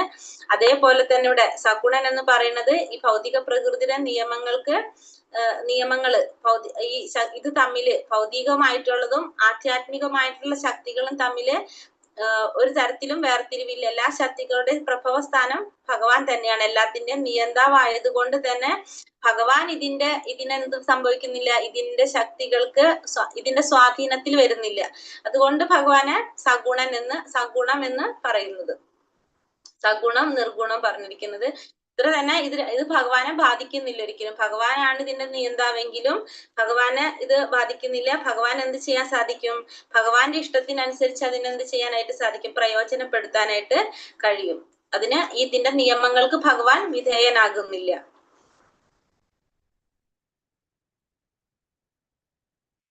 ഒരു കാലത്തും അവിടുന്ന് അരൂപനല്ല. അവിടുത്തെ അമൂർത്ത ഭാവമായ ബ്രഹ്മജ്യോതി, സൂര്യന്റെ രശ്മികൾ, സൂര്യദേവന്റെ പരിവേഷം എന്ന പോലെ അവിടുത്തെ പരിവേഷമാണ്. ഇപ്പോ ഇവിടെ എന്താ പറയുന്നത്? ഭഗവാൻ ഒരിക്കലും എന്തെല്ലാന്നാ പറയണത്? അരൂപനല്ല. ഒരു കാലത്തും ഭഗവാൻ അരൂപനല്ല. അവിടുത്തെ അമൂർത്ത ഭാവമായിട്ടുള്ള ബ്രഹ്മജ്യോതി ഭഗവാന്റെ ജ്യോതിയാണല്ലോ, അത് ശരീരത്തിൽ വരുന്ന പ്രകാശം. ഭഗവാന്റെ ആ ബ്രഹ്മജ്യോതി സൂര്യന്റെ രശ്മികള്, സൂര്യൻ ദേവന്റെ പരിവേഷം എന്ന പോലെ ഭഗവാന്റെ പരിവേഷമാണ് എന്ത്? ബ്രഹ്മജ്യോതി എന്ന് പറയുന്നത്. സൂര്യ ഭഗവാന്റെ ആ ഒരു തേജസ് അല്ലെ? അപ്പൊ ഭഗവാന്റെ അതേപോലെ തന്നെ അതാണെന്ത്? ആ ഒരു തേജസ്സാണ് ബ്രഹ്മജ്യോതി എന്ന് പറയുന്നത്. എന്താണ് പറയാ നമ്മള്? ഭഗവാന്റെ ശരീരത്തിലെ പ്രകാശം, ആ ഒരു തേജസ്സിനാണ് ബ്രഹ്മജ്യോതി എന്ന് പറയുന്നത്. എങ്ങനെയാ? സൂര്യന്റെ രശ്മികൾ നമുക്ക് കാണാൻ സാധിക്കും. സൂര്യന്റെ രശ്മികൾ അല്ല, സൂര്യപ്രകാശമായൊരു ഉച്ചയ്ക്കൊക്കെ സൂര്യൻ ഉദിച്ചു വരുമ്പോ നമുക്ക് കണ്ണഞ്ചിപ്പിക്കുന്ന ഒരു പ്രകാശം നമുക്ക് കാണാനായിട്ട് സാധിക്കും. അപ്പൊ അതേപോലെ തന്നെ ഭഗവാന്റെ ഒരു പരിവേഷമാണ് എന്ത്? പൂരമാണ് നമുക്ക് പറയാം എന്ത്? ബ്രഹ്മജ്യോതി എന്ന് പറയുന്നത്. പ്രഭു സകലത്തിലും അധിവസിക്കുന്നു. തന്റെ ആ വൈവിധ്യമാർന്ന ശക്തി കൊണ്ട് സകലതും സൃഷ്ടിക്കുകയും ചെയ്യുന്നു. അപ്പൊ ഭഗവാൻ എല്ലാത്തിലും അധിവസിക്കുന്നുണ്ട്. ഭഗവാന്റെ ശക്തികൾ കൊണ്ട് ഭഗവാൻ എന്താണ്? എല്ലാതും സൃഷ്ടിക്കുകയും ചെയ്യുന്നുണ്ട്. അവിടുത്തെ അചിന്തമായ ശക്തി കൊണ്ട് തന്റെ ആത്മാർത്ഥ ഭക്തന്മാർക്ക് വേണ്ടി ഏത് സമയത്തും അവിടുന്ന് പ്രത്യക്ഷമാകുന്നു. അപ്പൊ ഭഗവാന്റെ അചിന്ത്യമായ ശക്തി കൊണ്ട്, കാരണം നമുക്ക് ചിന്തിക്കാൻ സാധിക്കുന്നതല്ല ഭഗവാന്റെ ശക്തി. അതിന് ഭഗവാൻ എന്താണ്? ഭഗവാന്റെ ഭക്തന്മാർക്ക്, എങ്ങനത്തെ ഭക്തന്മാർക്കാണ്? ആത്മാർത്ഥമായ ഭക്തന്മാർക്ക് വേണ്ടി ഏത് സമയത്തും ഭഗവാൻ പ്രത്യക്ഷനാകാണ് ചെയ്യുന്നത്. നമുക്ക് ഉദാഹരണം നരസിംഹ ഭഗവാന്റെ പറയല്ലേ? നരസിംഹ ഭഗവാൻ നാസ്തികനായ രാജാവിന്റെ ആജ്ഞപ്രകാരമല്ല, ഭക്തനായ പ്രഹ്ലാദന്റെ ആഗ്രഹപ്രകാരമാണ് സ്തംഭത്തിനുള്ളിൽ പ്രത്യക്ഷനായത്. ഭഗവാൻ ആ ഭക്തന്റെ ആഗ്രഹം, ഭക്തന്റെ വാക്ക് സത്യമാക്കാൻ വേണ്ടിയിട്ടാണ് ഭഗവാൻ എങ്ങനെ അവതരിച്ചത്? ആ തൂണിൽ നിന്ന്, പില്ലറിൽ നിന്നും ഭഗവാൻ വരുന്നത്. അപ്പോ ആ ഭക്തന്റെ ആഗ്രഹപ്രകാരമാണ് ഭഗവാൻ പ്രത്യക്ഷനായത്. അപ്പോ ആത്മാർത്ഥ ഭക്തന്മാർക്ക് വേണ്ടി ഭഗവാൻ ഏത് സമയത്തും ഭഗവാൻ പ്രത്യക്ഷനാകുന്ന പറയാണ്. ഒരു നാസ്തികന് പ്രഭുവിനോട് പ്രത്യക്ഷനാകാൻ ആജ്ഞാപിക്കാനായിട്ട് കഴിയില്ല. പക്ഷെ തന്റെ ഭക്തനോട് കാരുണ്യം കാട്ടാൻ പ്രഭു എവിടെയും ഏത് സമയത്തും പ്രത്യക്ഷനാകാനായിട്ട് സാധിക്കും. അപ്പോ ഒരു ഭക്തി ഇല്ലാത്തൊരു വ്യക്തിക്ക് ഭഗവാനോട് പ്രത്യക്ഷപ്പെടാനായിട്ട് പറയാനൊന്നും നമുക്ക് സാധിക്കില്ല. പക്ഷെ ഒരു ഭക്തൻ എന്ത് പറയുന്നതും ഭഗവാൻ അനുസരിക്കില്ല. ഭഗവാൻ എന്താണ്? മുക്തി കിട്ടും ഭഗവാനിൽ നിന്ന്. പക്ഷെ ഭക്തി കിട്ടാൻ പാടാന്ന് പറയും. കാരണം ഭക്തി കൊണ്ട് ഭഗവാനെ വിലക്ക് മേടിക്കാനായിട്ട് സാധിക്കും. ഒരു ഭക്തന് ഭഗവാനെ വിലക്ക് വാങ്ങാനായിട്ട് സാധിക്കും ഭക്തി കൊണ്ട്. പക്ഷെ അതുകൊണ്ട് എന്താണ്? ഭക്തി കിട്ടാനാണ് നമുക്ക് ബുദ്ധിമുട്ട്. പക്ഷെ മുക്തി കിട്ടാൻ അത്രയും ബുദ്ധിമുട്ടല്ല എന്ന് പറയും. കാരണം എന്താണ്? ആ ഭക്തന് ഭഗവാൻ എന്തും ചെയ്യാനായിട്ട് ഭഗവാൻ തയ്യാറാണ്. അപ്പൊ ഭക്തൻ എന്താണോ പറയുന്നത് അതനുസരിക്കാൻ ആര് തയ്യാറാണ്? ഭഗവാൻ തയ്യാറാണ് അല്ലെ? ഭഗവാൻ എപ്പോഴും എന്താണ്? ഭഗവാന് സേവനം ചെയ്യുന്നതിനേക്കാൾ ഭഗവാന് പ്രിയം എന്താണ്? ഭഗവാന്റെ ഭക്തന്മാർക്ക് സേവനം ചെയ്യാനാണ് ഭഗവാൻ ഇഷ്ടപ്പെടുന്നത്. അപ്പൊ ഭഗവാൻ അതുകൊണ്ട് തന്നെ നമ്മൾ പറയില്ല, ഒരു ഭക്തനെ സേവിക്കുക എന്നുള്ളതാണ് ഏറ്റവും പ്രധാനപ്പെട്ടത്. ഒരു ഭക്തനെ സേവിക്കുന്നതിലൂടെ ആരാണ് സന്തോഷിക്കുന്നത്? ഭഗവാനാണ് സന്തോഷിക്കപ്പെടുന്നത്. അതുകൊണ്ട് തന്നെ എപ്പോഴും നമ്മൾ പറയും ഭക്തന്മാരുടെ അടുത്ത് നമ്മൾ വിനയത്തോട് പെരുമാറണം എന്ന് പറയുന്നതിന്റെ കാരണം എന്താണ്? ഭഗവാൻ ഏറ്റവും പ്രിയമാരോടാണ്? ഭഗവാന്റെ ഭക്തന്മാരോടാണെന്ന് നമുക്കറിയാം. ഭഗവത്ഗീത 4:8 പറയുന്നു, നാസ്തികരെ നശിപ്പിക്കുന്നതിനും സാധുക്കളെ സംരക്ഷിക്കുന്നതിനുമായി ഭഗവാൻ അവതാരം ചെയ്യുന്നു. ഭഗവാൻ അവതരിക്കുന്നത് നമുക്കറിയാം അല്ലെ? എപ്പോഴാണ് ഭഗവാൻ അവതരിക്കുന്നത്? ഭക്തന്മാരെ രക്ഷിക്കുന്നതിനും ദുഷ്ടന്മാരെ നിഗ്രഹിക്കുന്നതിനും വേണ്ടിയിട്ട് ഭഗവാൻ അവതരിക്കുന്നു എന്നുള്ളത് 4-ാമത്തെ അധ്യായത്തിൽ പറയുന്നുണ്ട്. ആദിപുരുഷനായ ഗോവിന്ദൻ ഭാഗികാവിഷ്കാരമായി സകലത്തിലും സ്ഥിതി ചെയ്യുന്നുവെന്ന് ബ്രഹ്മസംഹിതയിൽ പറയുന്നു. അവിടുന്ന് പ്രപഞ്ചത്തിലെ ഓരോ അണുവിലും പ്രവേശിക്കുന്നു. അപ്പോ ആദിപുരുഷനായിട്ടുള്ള ഭഗവാൻ ഭാഗികാവിഷ്കാരമായിട്ട് സകലത്തിലും സ്ഥിതി ചെയ്യുന്നു എന്നുള്ളത് ബ്രഹ്മസംഹിതയിലും ഇത് പറയുന്നുണ്ട്. ബ്രഹ്മസംഹിതയിലും പറയുന്നുണ്ട് ഭഗവാൻ എങ്ങനെയാണ് എല്ലാത്തിലും സ്ഥിതി ചെയ്യുന്നു എന്നുള്ളത് ബ്രഹ്മസംഹിതയിലും പറയുന്നുണ്ട്. അന്തര്യാമിയായി എല്ലാത്തിനും സാക്ഷിയായി ഉള്ളിൽ സ്ഥിതി ചെയ്യുകയും നമ്മുടെ കർമ്മങ്ങൾ പ്രദാനം ചെയ്യുകയും ചെയ്യുന്നു. കർമ്മസാക്ഷിയായി പ്രവർത്തിച്ച് കർമ്മഫലം എല്ലാ കാലത്തും നൽകുന്നു. ഈശ്വരനല്ലാതെ അകത്തും പുറത്തും യാതൊന്നുമില്ല. മാത്രമല്ല ഭഗവാൻ എന്താണ്? നമ്മുടെ ഉള്ളിൽ പരമാത്മാവായിട്ട് ഭഗവാൻ ഇരിക്കുന്നുണ്ട്. നമ്മൾ ചെയ്യുന്ന എല്ലാ കർമ്മങ്ങൾക്കും സാക്ഷിയാണ് ആര്? ഭഗവാൻ. പിന്നെ നമ്മൾ പ്രവർത്തിച്ച് നമ്മളെ കർമ്മഫലം എല്ലാ കാലത്തും നമ്മൾ ചെയ്യുന്ന കർമ്മങ്ങള് പ്രദാനം ചെയ്ത് കർമ്മത്തിന്റെ ഫലം കിട്ടുന്നത് നമുക്ക് എങ്ങനെയാണ്? ഭഗവാനാണ് എല്ലാത്തിനും സാക്ഷി. ഭഗവാനാണ് നമ്മുടെ ഇന്നലത്തെ കാര്യങ്ങളും ഇന്നത്തെ കാര്യങ്ങളും നാളത്തെ കാര്യങ്ങളും നമ്മളെ കുറിച്ച് അറിയുന്നത് ആർക്ക് മാത്രമാണ്?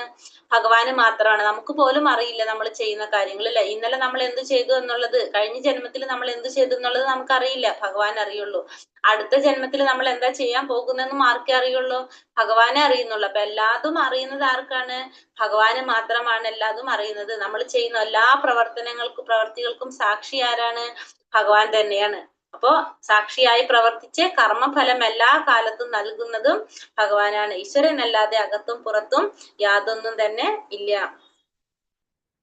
ഇത്തരം നാനാതരം ശക്തികളിൽ ഏകത്വം കാണാം. ഏകാത്മകത ഉണ്ടെങ്കിലും തന്റെ വിഭിന്നാംശങ്ങളായ ജീവാത്മാക്കൾ പരിമിതമായി ആസ്വദിക്കുന്ന എല്ലാ ആനന്ദവും അവിടുന്ന് തന്റെ വ്യക്തിഗത രൂപത്തിൽ അപരിമിതമായി ആസ്വദിക്കുന്നു. അപ്പൊ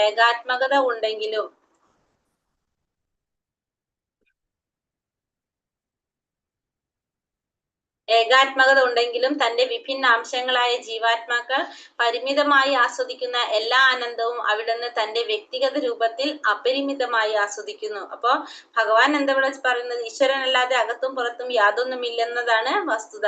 എല്ലാം അവിടുത്തെ വൈവിധ്യങ്ങളായ ശക്തിയുടെ ആവിഷ്കാരങ്ങളാണ്. ഉദാഹരണം, അഗ്നിയിൽ നിന്ന് നമുക്ക് ചൂടും പ്രകാശവും വ്യാപിക്കുന്നത് പോലെ ഭഗവാന്റെ വൈവിധ്യമാർന്ന ശക്തികളിൽ നിന്ന് സകലതും രൂപം പ്രാപിക്കുന്നു. ഭഗവാന്റെ ശക്തികളിൽ നിന്നാണ് പല രൂപങ്ങളും വരുന്നത്. ഇത്തരത്തിൽ നാനാതരങ്ങളായ ശക്തികളിൽ ഏകത്വം കാണാം. ഏകാത്മകത ഉണ്ടെങ്കിലും തന്റെ വിഭിന്നങ്ങളായ ജീവാത്മാക്കൾ പരിമിതമായി ആസ്വദിക്കുന്ന എല്ലാ ആനന്ദവും ഭഗവാന്റെ വ്യക്തി രൂപത്തില് അപരിമിതമായിട്ട് ആസ്വദിക്കുകയാണ് ചെയ്യുന്നത്. ഭഗവാനാണ് എല്ലാത്തിന്റെയും ആസ്വാദകൻ, ഭോക്താവ് ഭഗവാനാണ്. അപ്പൊ ജീവാത്മാക്കള് വ്യക്തി രൂപത്തില് പരിമിതമായിട്ട് ആസ്വദിക്കുന്ന കാര്യങ്ങൾ ഭഗവാൻ അപരിമിതമായിട്ട് ഭഗവാൻ ആസ്വദിക്കുകയാണ് ചെയ്യുന്നത്. ഹരേ കൃഷ്ണ കൃഷ്ണ കൃഷ്ണ ഹരേ ഹരേ, ഹരേ രാമ രാമ രാമ ഹരേ ഹരേ. വഞ്ചകൽപതരൂപേശ്ച കൃപാ സിന്ധോഭ്യവച പതിതാനാം പാവനേഭ്യോ വൈഷ്ണവേഭ്യോ നമോ നമഃ. അനന്ത കോടി വൈഷ്ണവൃന്ദിക്ക് ജയ്, ശ്രീല പ്രഭുപാദിക്ക് ജയ്, ഗുരുദേവ്ക്ക് ജയ്. ഞാനൊന്ന് 5-6 എടുക്കാന്ന് വിചാരിച്ചില്ല, പക്ഷെ ഇന്ന് എല്ലാവരും കുറവാണ്. ചെയ്യണം, എടുക്കണോ? സമയം 10 മിനിറ്റ് 20 മിനിറ്റ്, 2 പേജ് ഉണ്ട്. ക്വസ്റ്റ്യൻ ആൻസർ പറയുന്നത്. ക്വസ്റ്റ്യൻ ആൻസർ പറയാനുണ്ട്. അത് ക്വസ്റ്റ്യൻസ് അധികം ഇല്ല ഇതില് വലിയ കാര്യത്തിലുള്ളത് ഇല്ലല്ലോ. എന്നാലും ക്വസ്റ്റ്യൻസ് ഏതായിരുന്നു? അഞ്ചാമത്തെ ക്വസ്റ്റ്യൻസ് എത്ര ഉള്ളു? 2 ക്വസ്റ്റ്യൻസ് ഉള്ളു. എന്തുകൊണ്ടാണ് മന്ത്രം 5-ല് എന്താ പറയുന്നത്? എന്താ പറയുന്ന മന്ത്രം 5-ല്? ഭഗവാൻ വൈരുദ്ധ്യ ഗുണങ്ങള് വിദൂരസ്ഥനാണെങ്കിലും സമീപസ്ഥനുമാണ്. സകലതിന്റെ അകത്തും സ്ഥിതി ചെയ്യുന്നു അല്ലെ? ചലിക്കുന്നുണ്ട്, ചലിക്കാതിരിക്കുന്നുണ്ട്, വിദൂരസ്ഥനാണെങ്കിലും സമീപസ്ഥനുമാണ്, എല്ലാത്തിന്റെ അകത്തും പുറത്തും സ്ഥിതി ചെയ്യുന്നുണ്ട്. എന്തുകൊണ്ടാണ് അർച്ചാ വിഗ്രഹങ്ങളിൽ പ്രത്യക്ഷനാകാൻ കഴിയുന്നത് ഭഗവാന്? ഊർജങ്ങളുടെ സ്രോതസ് ഊർജങ്ങളുടെ സ്രോതസ് ഒന്ന് തന്നെ ആകുമ്പോൾ സ്വന്തം ഇച്ഛാനുസരണം അതിനെ പരിവർത്തനം ചെയ്യിക്കാൻ അവയുടെ ആ പ്രബോധശക്തിക്ക് കഴിയും. അതുകൊണ്ട് അതാണോ മാതാജി? മണ്ണ്, ശിലാമര എന്നിവയിൽ നിർമ്മിതമായ അർച്ചാവിഗ്രഹങ്ങൾ പ്രത്യക്ഷനാകാൻ അവിടത്തേക്ക് കഴിയുന്നു. കഴിയും. അതായത് എല്ലാ ഊർജങ്ങളുടെയും സ്രോതസ് ആരാണ്? ഭഗവാൻ തന്നെയാണല്ലോ. ഒന്ന് തന്നെ ആയതുകൊണ്ട് തന്നെ ഭഗവാന്റെ ഇച്ഛയ്ക്ക് അനുസരിച്ച് അതിനെ പരിവർത്തനം ചെയ്യാനായിട്ട് ഭഗവാന് സാധിക്കും. 37ാമത്തെ പേജില് സെക്കൻഡ് പാരഗ്രാഫിൽ പറയുന്നുണ്ട്. അപ്പൊ അതുകൊണ്ട് തന്നെ ഏത് രീതിയിൽ ഉണ്ടാക്കിയ നിർമ്മിച്ച അർച്ച വിഗ്രഹങ്ങളായാലും അതിലൊക്കെ പ്രത്യക്ഷനാകാനായിട്ട് ആർക്ക് സാധിക്കും? ഭഗവാന്. കാരണം എല്ലാ ഊർജങ്ങളുടെയും സ്രോതസ് ഭഗവാനാണ്. അതുകൊണ്ട് തന്നെ എന്തുകൊണ്ടാണ് ഭഗവാനെ നിർഗുണൻ എന്ന് പറയുന്നത്? ശക്തിയുടെ ഗുണങ്ങൾ ഒന്നും തന്നെ ബാധിക്കാതെ സ്വന്തം ഇഷ്ടാനുസാരം ആ ഓജസ്സിനെ അവിടത്തേക്ക് പ്രയോജനപ്പെടുത്താൻ കഴിയും. ഈ അർത്ഥത്തിൽ അവിടുന്ന് നിർഗുണനാണ്. അപ്പൊ ഏതൊരു ഗുണവും ഒന്നും ഭഗവാനെ ബാധിക്കുന്നില്ല. അതൊന്നും ഭഗവാനെ ബാധിക്കാതെ ഭഗവാന് എന്ത് ചെയ്യാൻ സാധിക്കും? ഭഗവാന്റെ ഇഷ്ടത്തിനനുസരിച്ച് അതിനെ പ്രയോജനപ്പെടുത്താൻ കഴിയുന്നത് കൊണ്ട് ഭഗവാനെ നമുക്ക് എന്ത് പറയാം? നിർഗുണൻ എന്ന് പറയാനായിട്ട് സാധിക്കും. അത്രേ ഉള്ളതില് ക്വസ്റ്റ്യൻസ്. 5-ാമത്തേതില് ഹരേ കൃഷ്ണ. മെയിൻ ആയിട്ട് ഇതിന്റെ മീനിങ് പഠിക്കണം. ഈ മന്ത്രത്തിന്റെ ഒക്കെ മീനിങ് പഠിക്കാം. 6-ാമത്തെ പറ്റുമോ? ഒരു 2 മിനിറ്റ് എടുത്തോട്ടെ എന്നാ. നാളില്ല, കുറവ് പേര് വന്നിട്ടുള്ളല്ലോ. പൂജാര കാരണം കൊണ്ടാണോ? ഞാൻ പിന്നെ ഓർത്ത് പൂജാ ഹോളിഡേയ്സിന് മുടക്ക് കിട്ടുമ്പോഴേക്കും പഠിക്കാനായിട്ട് തന്നു കഴിഞ്ഞാല് നമുക്ക് പരീക്ഷ എടുക്കാലോ. പിന്നെ ഹരേ കൃഷ്ണ. അപ്പൊ ഈശോപനിഷത്ത് മന്ത്രം 6. യസ്തു സർവാണി ഭൂതാനി ആത്മന്യേവാനുപശ്യതി സർവഭൂതേഷു ചാത്മാനം തതോ ന വിജുഗുപ്സതേ. യസ്തു സർവാണി ഭൂതാനി ആത്മന്യേവാനുപശ്യതി സർവഭൂതേഷു ചാത്മാനം തതോ ന വിജുഗുപ്സതേ. ഹരേ കൃഷ്ണ. ചൊല്ലിക്കോളൂ. ഹരേ കൃഷ്ണ. സർവഭൂതേഷു ചാത്മാനം തതോ ന വിജുഗുപ്സതേ. ഹരേ കൃഷ്ണ. യസ്തു സർവാണി ഭൂതാനി ആത്മന്യേവാനുപശ്യതി സർവഭൂതേഷു ചാത്മാനം തതോ ന വിജുഗുപ്സതേ. ഹരേ കൃഷ്ണ. ഹരേ കൃഷ്ണ. സർവാണി ഭൂതാനി ആത്മന്യേവാനുപശ്യതി സർവഭൂതേഷു ചാത്മാനം തതോ ന വിജുഗുപ്സതേ. വിജുഗുപ്സമേ ഗുപ്സതേ. ഹരേ തതോ കൃഷ്ണ. ന വിജു. ഹരേ കൃഷ്ണ. ഹരേ കൃഷ്ണ. യസ്തു സർവാണി ഭൂതാനി ആത്മന്യേവാനുപശ്യതി സർവഭൂതേഷു ചാത്മാനം തതോ ന വിജുഗുപ്സതേ. ഹരേ കൃഷ്ണ. ഹരേ കൃഷ്ണ. യസ്തു സർവാണി ഭൂതാനി ആത്മന്യേവാനുപശ്യതി സർവഭൂതേഷു ചാത്മാനം തതോ ന വിജുഗുപ്സതേ. ഹരേ കൃഷ്ണ. ഹരേ കൃഷ്ണ. കഴിഞ്ഞു. യസ്തു സർവാണി ഭൂതാനി ആത്മന്യേവാനുപശ്യതി സർവഭൂതേഷു ചാത്മാനം തതോ ന വിജുഗുപ്സതേ. വിവർത്തനം. ഏതൊരുവൻ ഭഗവാനുമായി ബന്ധപ്പെടുത്തി സകലതിനെയും ദർശിക്കുന്നുവോ സർവ്വജീവരാശികളെയും അവിടുത്തെ വിഭിന്ന അംശങ്ങളാണിട്ട് കാണുന്നുവോ ഏതൊരുവൻ സർവ്വതിലും പരമപുരുഷനെ ദർശിക്കുന്നുവോ ആ വ്യക്തി ഒന്നിനെയും വെറുക്കുന്നില്ല. അപ്പോ എളുപ്പമല്ല നമുക്ക് മഹാത്മാക്കളെ കുറിച്ച് പറയുന്നത് നമ്മൾ. അതായത് ഏതൊരു വ്യക്തിയാണോ ഭഗവാനുമായിട്ട് ബന്ധപ്പെടുത്തി സകലതിനെയും കുറിച്ച് ചിന്തിക്കുന്നത് അല്ലെങ്കിൽ ദർശിക്കുന്നത്, എല്ലാ ജീവാത്മാക്കളും ഭഗവാന്റെ അംശമാണെന്ന് കാണുന്നത്, എല്ലാത്തിലും ഭഗവാനെ ദർശിക്കാൻ സാധിക്കുന്നത് ആർക്കാണോ ആ വ്യക്തിക്ക് ഒന്നിനെയും വെറുക്കാനായിട്ട് സാധിക്കില്ല. നമ്മൾ ഈ ഭൗതിക പ്രപഞ്ചത്തിൽ നമ്മളെ ചുറ്റുപാടും കാണുന്നതും കേൾക്കുന്നതും അറിയുന്നതുമായിട്ടുള്ള എല്ലാത്തിലും ഭഗവാന്റെ അംശമുണ്ട്. ഭഗവാൻ അതിൽ ദർശിക്കാൻ സാധിക്കെങ്കിൽ നമുക്ക് ഒന്നിനെയും വെറുക്കാനായിട്ട് സാധിക്കുന്നില്ല എന്നുള്ളതാണ് 6-ാമത്തെ മന്ത്രത്തിൽ പറയുന്നത്. അല്ലെ? 6-ാമത്തെ മന്ത്രത്തിൽ എന്താ പറയുന്നത്? നമ്മള് എല്ലാത്തിലും നമ്മള് ഭഗവാനുമായിട്ട് ബന്ധപ്പെടുത്തി നമുക്ക് ദർശിക്കാൻ സാധിക്കുകയാണെങ്കിൽ ജീവാത്മാക്കളില് ഇപ്പൊ ഏതൊരു ജീവാത്മാവിനെ എടുത്താലും അതല്ലെങ്കിൽ എന്തൊരു വസ്തുവിലും എല്ലാത്തിലും ഭഗവാന് നമുക്ക് കാണാൻ സാധിക്കുകയാണെങ്കിൽ നമുക്ക് എന്ത് സാധിക്കില്ല, പിന്നെ അതിനെ നമുക്ക് വെറുക്കാനായിട്ട് സാധിക്കില്ല എന്നുള്ളതാണ് ഈ മന്ത്രത്തിൽ പറയുന്നത്. ക്ലിയർ ആയോ എല്ലാവർക്കും അത് എന്താണെന്നുള്ളത്? ഹരേ കൃഷ്ണ. ഏതൊരുവനാണ് ഭഗവാനുമായിട്ട് ബന്ധപ്പെടുത്തി എല്ലാത്തിനെയും ദർശിക്കാൻ സാധിക്കുന്നത്, എല്ലാ ജീവാത്മാക്കളും ഭഗവാന്റെ അംശമാണെന്ന് കാണാൻ സാധിക്കുന്നത്, എല്ലാത്തിലും ഭഗവാനെ ദർശിക്കാൻ സാധിക്കുന്നത്, അതായത് നമ്മളെ ചുറ്റുപാടും കാണുന്ന എല്ലാത്തിലും ഭഗവാന്റെ ദർശനം കാണാൻ സാധിക്കുന്നത്, ഭഗവാനെ ദർശിക്കാൻ സാധിക്കുന്നത് ആർക്കാണോ, എല്ലാതും ഭഗവാന്റെ അംശമാണെന്ന് കാണാൻ സാധിക്കുന്നത് ആർക്കാണോ, അങ്ങനെയുള്ളവർക്ക് ഒന്നിനെയും വെറുക്കാൻ സാധിക്കില്ല എന്നുള്ളതാണ് മന്ത്രം 6 പറയുന്നത്. സ്പീഡ് കൂടുന്നുണ്ട് ഞാൻ പറയുന്നത്? ഇല്ല മാതാജി. ഹരേ കൃഷ്ണ. അപ്പൊ ഇനി ഭാവാർത്ഥത്തിൽ എന്താ പറയണത്? സകല വസ്തുക്കളും പരമപുരുഷനുമായി പരമദിവ്യോത്തമ പുരുഷനുമായി ബന്ധപ്പെടുത്തി ദർശനം ചെയ്യുന്ന മഹത് വ്യക്തിയാണ് ആര്? മഹാഭാഗവത എന്ന് പറയുന്നത്. അപ്പൊ മഹാഭാഗവതൻ അല്ലെങ്കിൽ മഹാത്മാക്കൾ എന്നൊക്കെ പറഞ്ഞാൽ എങ്ങനെയാണ്? എല്ലാതും ഭഗവാനുമായിട്ട് ബന്ധപ്പെടുത്തി കാണുന്ന വ്യക്തി. ആ വ്യക്തിയെ നമുക്ക് എന്ത് പറയാം? മഹാഭാഗവതൻ എന്ന് പറയാനായിട്ട് സാധിക്കും. അപ്പൊ എല്ലാ വസ്തുക്കളും ഭഗവാനുമായിട്ട് ബന്ധപ്പെടുത്തിയാണ് ആ വ്യക്തി ചിന്തിക്കുന്നത്, കാണുന്നത്. അപ്പൊ അങ്ങനെയുള്ള വ്യക്തിയാണ് മഹാഭാഗവതൻ. അപ്പൊ ആ വ്യക്തി കാണുന്നത് ചുറ്റുപാടും കാണുന്നത് എല്ലാതും എങ്ങനെയായിരിക്കും? എല്ലാത്തിലും ഭഗവാൻ. ഇപ്പൊ നമ്മളെ കാണുമ്പോ നമ്മളെല്ലാം കാണുന്നത് ആരെയാണ് കാണാൻ സാധിക്കുന്നത്? നമ്മൾ ഉള്ളിലിരിക്കുന്ന പരമാത്മാവിനെ ആയിരിക്കും ആ വ്യക്തിക്ക് കാണാനായിട്ട് സാധിക്കുന്നത്. അങ്ങനെയുള്ളവരെ നമുക്ക് എന്ത് പറയാം? മഹാഭാഗവത എന്ന് പറയാനായിട്ട് സാധിക്കും. ഭഗവാന്റെ സാന്നിധ്യം സാക്ഷാത്കരിക്കുന്നതിന് 3 ഘട്ടങ്ങളുണ്ട്. അപ്പൊ ഈ ഭഗവത് സാക്ഷാത്കാരം നമുക്ക് 3 തരത്തില് 3 ഘട്ടത്തിലൂടെ നമുക്ക് സാക്ഷാത്കരിക്കാനായിട്ട് സാധിക്കും. ഒന്ന് കനിഷ്ഠാധികാരി, മധ്യമാധികാരി, ഉത്തമാധികാരി. 3 തരത്തിൽ പറയാണ്. ഒന്ന് കനിഷ്ഠാധികാരി, തുടക്കത്തിലുള്ളവരെ നമുക്ക് കനിഷ്ഠാധികാരികൾ എന്ന് പറയാം. രണ്ടാമത്തത് മധ്യമാധികാരി, മൂന്നാമത്തത് ഉത്തമാധികാരി. ശുദ്ധഭക്തന്മാര് ഒക്കെ ഉത്തമാധികാരിയായിട്ട് വരും. അതിന്റെ ഇടയിലുള്ളതാണ് മധ്യമാധികാരി എന്ന് പറയുന്നത്. ഫസ്റ്റത്തെ പറയാം നമുക്ക് കനിഷ്ഠാധികാരി. 3 ഘട്ടങ്ങളാണ് നമ്മളിപ്പോ കണ്ടത്.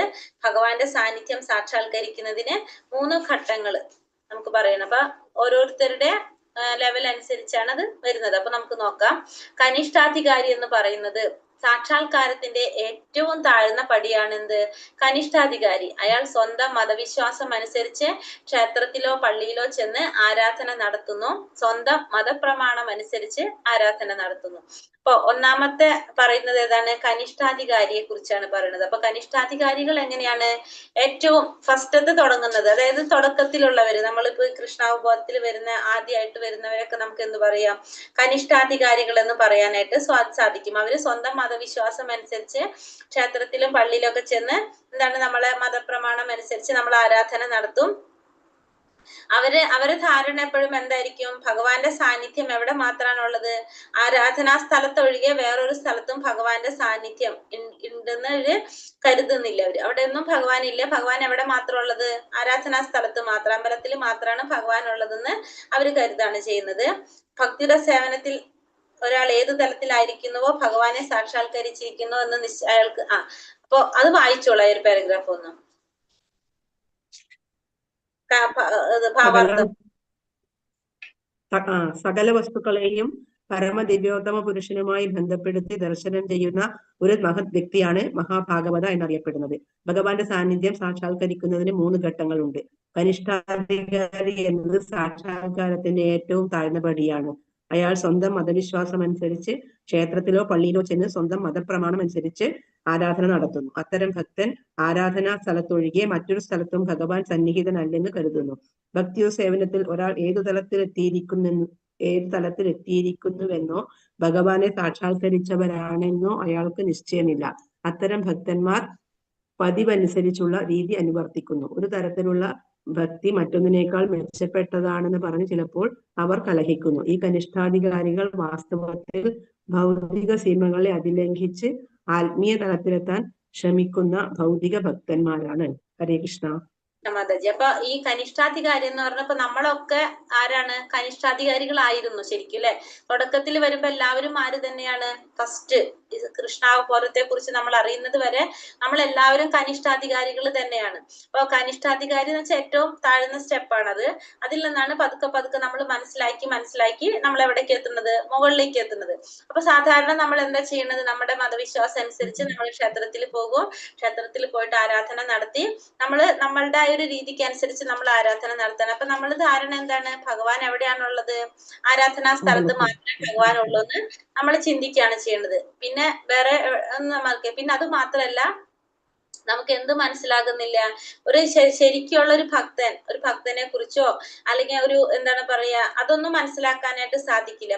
പിന്നെ ഏറ്റവും വലിയൊരു ഡ്രോബാക്ക് നമുക്ക് എന്താണ് സംഭവിക്കുന്നത്, അത്തരത്തിലുള്ളവർക്ക് വേറൊരാള് പറയാണ് ഇതിനേക്കാളും നല്ലത് വേറെ എന്തെങ്കിലും പറയുകയാണെങ്കിൽ അതിലേക്ക് പോകാനും, ഇതിനേക്കാളും മെച്ചപ്പെട്ടത് വേറെ പറയുകയാണെങ്കിൽ അതിലേക്ക് പോകാനും ആർക്ക് സാധിക്കും, ഈ കനിഷ്ഠാധികാരികൾക്ക് സാധിക്കും. കാരണം അവര് അത് ഉറച്ചിട്ടില്ല അല്ലെ, അവർക്ക് അതിൽ വിശ്വാസം വരാത്തത് കൊണ്ട് തന്നെ അവരോട് വേറെ ഇതല്ല ഇതിനേക്കാളും നല്ലത് വേറെ എന്താണെന്ന് പറഞ്ഞു കഴിഞ്ഞാല്, മെച്ചപ്പെട്ടതാണെന്ന് പറഞ്ഞാൽ ചിലപ്പോ അവര് അതിലേക്ക് കടക്കും. അപ്പൊ അവര് ഇതിൽ വന്ന് ആത്മീയ തലത്തിലെത്താൻ അവർ ശ്രമിക്കുന്നുണ്ട്, അവർ ആഗ്രഹിക്കുന്നുണ്ട്. പക്ഷെ അവർക്കത് അറിയാത്തത് കൊണ്ട് തന്നെ, ഏതാണ് ശരിയെന്ന് അറിയാത്തതുകൊണ്ട് അവരിങ്ങനെ എല്ലാത്തിലും ചെല്ലാനായിട്ട് ശ്രമിക്കുന്നവരായിരിക്കും. അപ്പൊ അവർക്ക് ശരിക്കും ഭക്തന്മാരെ കുറിച്ച്, ആ ഭക്തന്മാരുടെ അതിനെ കുറിച്ചൊന്നും അവർക്ക് അറിയുന്നുണ്ടാവില്ല. മറ്റുള്ളവർ ഇതിനേക്കാളും മെച്ചപ്പെട്ടത് വേറെയാന്ന് പറഞ്ഞ് അവർ അതിലേക്ക് പോകാനും അവർ തയ്യാറായിരിക്കും. അങ്ങനെയുള്ളവരാണ് ആര്, കനിഷ്ഠാധികാരികൾ എന്ന് പറയുന്നത്. അപ്പൊ കനിഷ്ഠാധികാരികൾ പറയുന്നത് സ്വന്തം മതത്തിൽ വിശ്വാസം അനുസരിച്ച് ആരാധനയൊക്കെ നടത്തി അമ്പലത്തിൽ മാത്രമാണ് ഭഗവാൻ ഉള്ളതെന്ന് വിശ്വസിക്കുന്നവരാണ്. അതേപോലെ തന്നെ ഇപ്പൊ മറ്റുള്ളവർ പറയാണ് ഇതിനേക്കാളും മെച്ചപ്പെട്ടത് വേറെ പറഞ്ഞു കഴിഞ്ഞാൽ അതിലേക്ക് തിരിയാനും അവർക്ക് യാതൊരു പ്രോബ്ലം ഉണ്ടാവില്ല. കാരണം അവർക്കൊരു എത്തിയിട്ടില്ലല്ലോ, അതിനെക്കുറിച്ച് അവർക്ക് അറിയാത്തത് കൊണ്ട്, ആ തലത്തിൽ എത്താത്തത് കൊണ്ട് അവർക്കത് അറിയില്ല. പിന്നെ ഭഗവാനെ സാക്ഷാത്കരിച്ചവരാരാണെന്നോ ഓരോ ഭക്തന്മാരും ഏത് ലെവലിൽ എത്തിയവരാണെന്നോ ഒന്നും അവർക്ക് മനസ്സിലാക്കാനായിട്ട് സാധിക്കില്ല. അവർക്ക് ഓരോ ഭക്തന്മാരുടെ ലെവലുകൾ എങ്ങനെയുള്ളതാണ്, ഓരോരുത്തരും ഏത് തലത്തിൽ എത്തിയിട്ടുണ്ടെന്നൊന്നും അവർക്ക് മനസ്സിലാക്കാനായിട്ടൊന്നും സാധിക്കില്ല. പക്ഷെ അവർക്ക് എന്താ ആഗ്രഹമുണ്ട്, ആത്മീയ തലത്തിലേക്ക് ഉയരാനായിട്ട് ആഗ്രഹമുണ്ട് അവർക്ക്. പക്ഷെ അത് അവര് എത്തിയിട്ടില്ല എന്ന് മാത്രം. മനസ്സിലായോ കനിഷ്ഠാധികാരികളെ കുറിച്ച്? മനസ്സിലായി മാതാജി.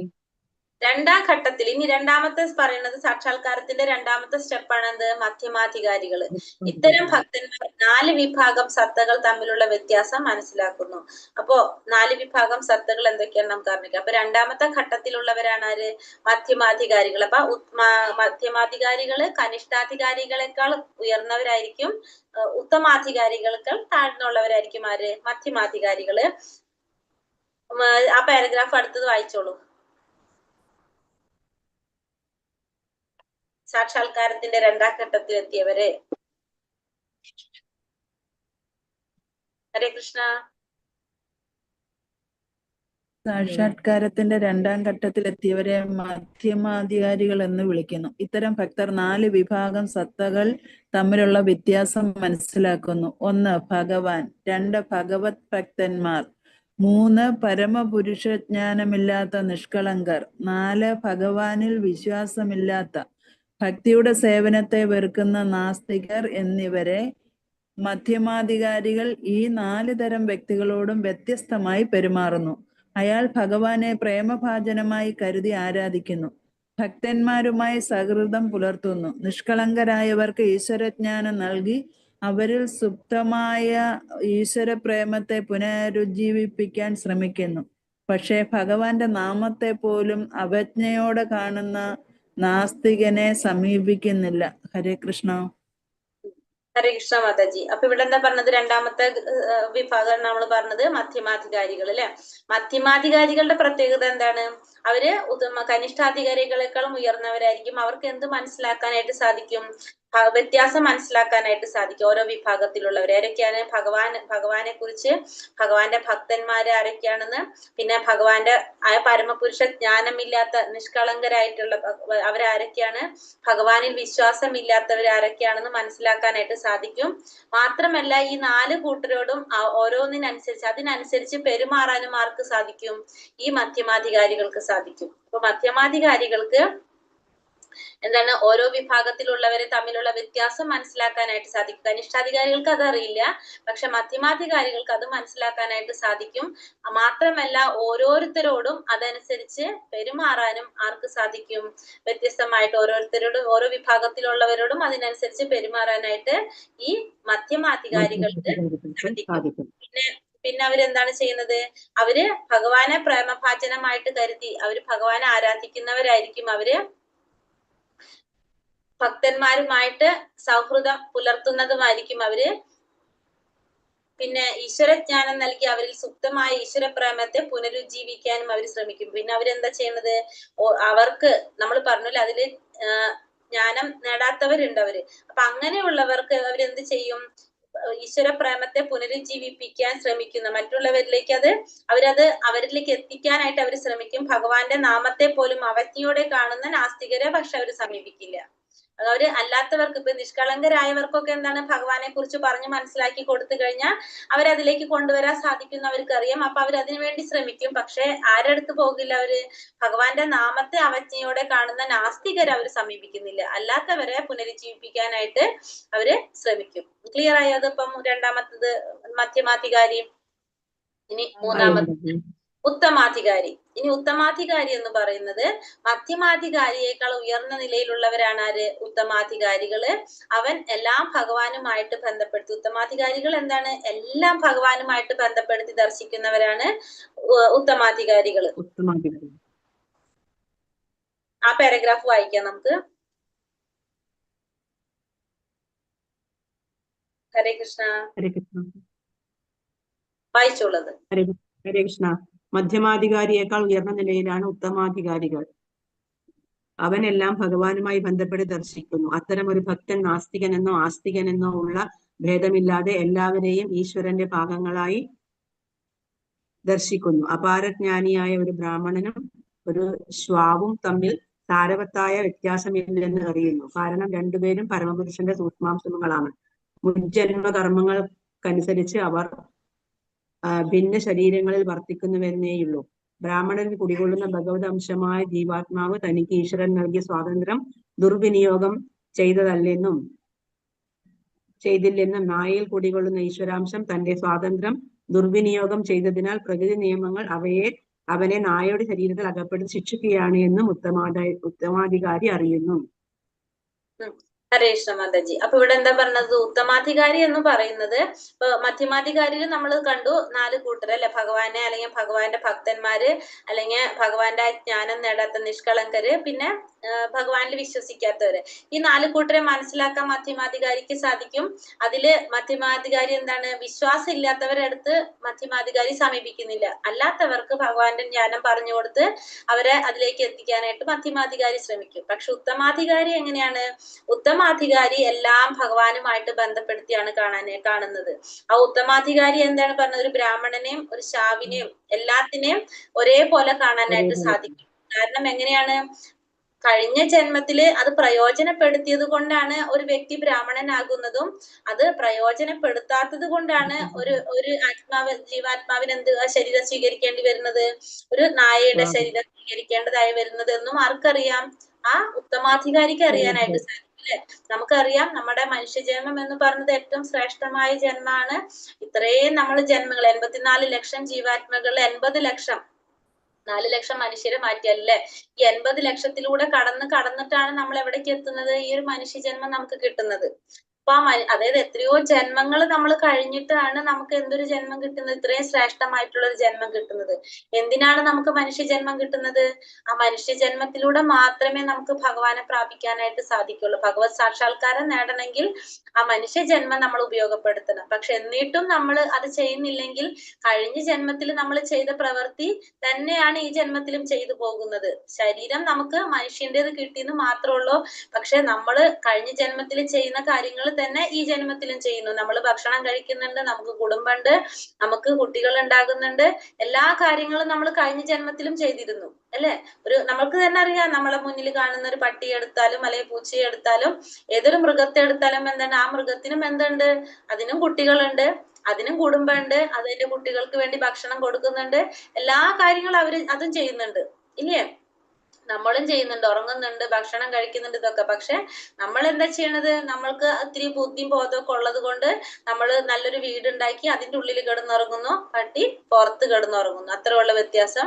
നമ്മളെ മക്കളെ നമ്മൾ എന്ത് ചെയ്യണം? നമ്മൾ ഇതിൽ ഡ്രസ്സൊക്കെ മേടിച്ചു കൊടുത്ത് നല്ല ഭംഗിയായിട്ട് നമ്മൾ പുറത്തേക്ക് പറഞ്ഞയക്കുന്നു. അവരുടെ മക്കളും ജീവിക്കുന്നുണ്ട്. ആ അമ്മയുടെ പിന്നാലെ അമ്മയുടെ മക്കളും പോകുന്നുണ്ട്. നമുക്കറിയാം ഇതൊക്കെ.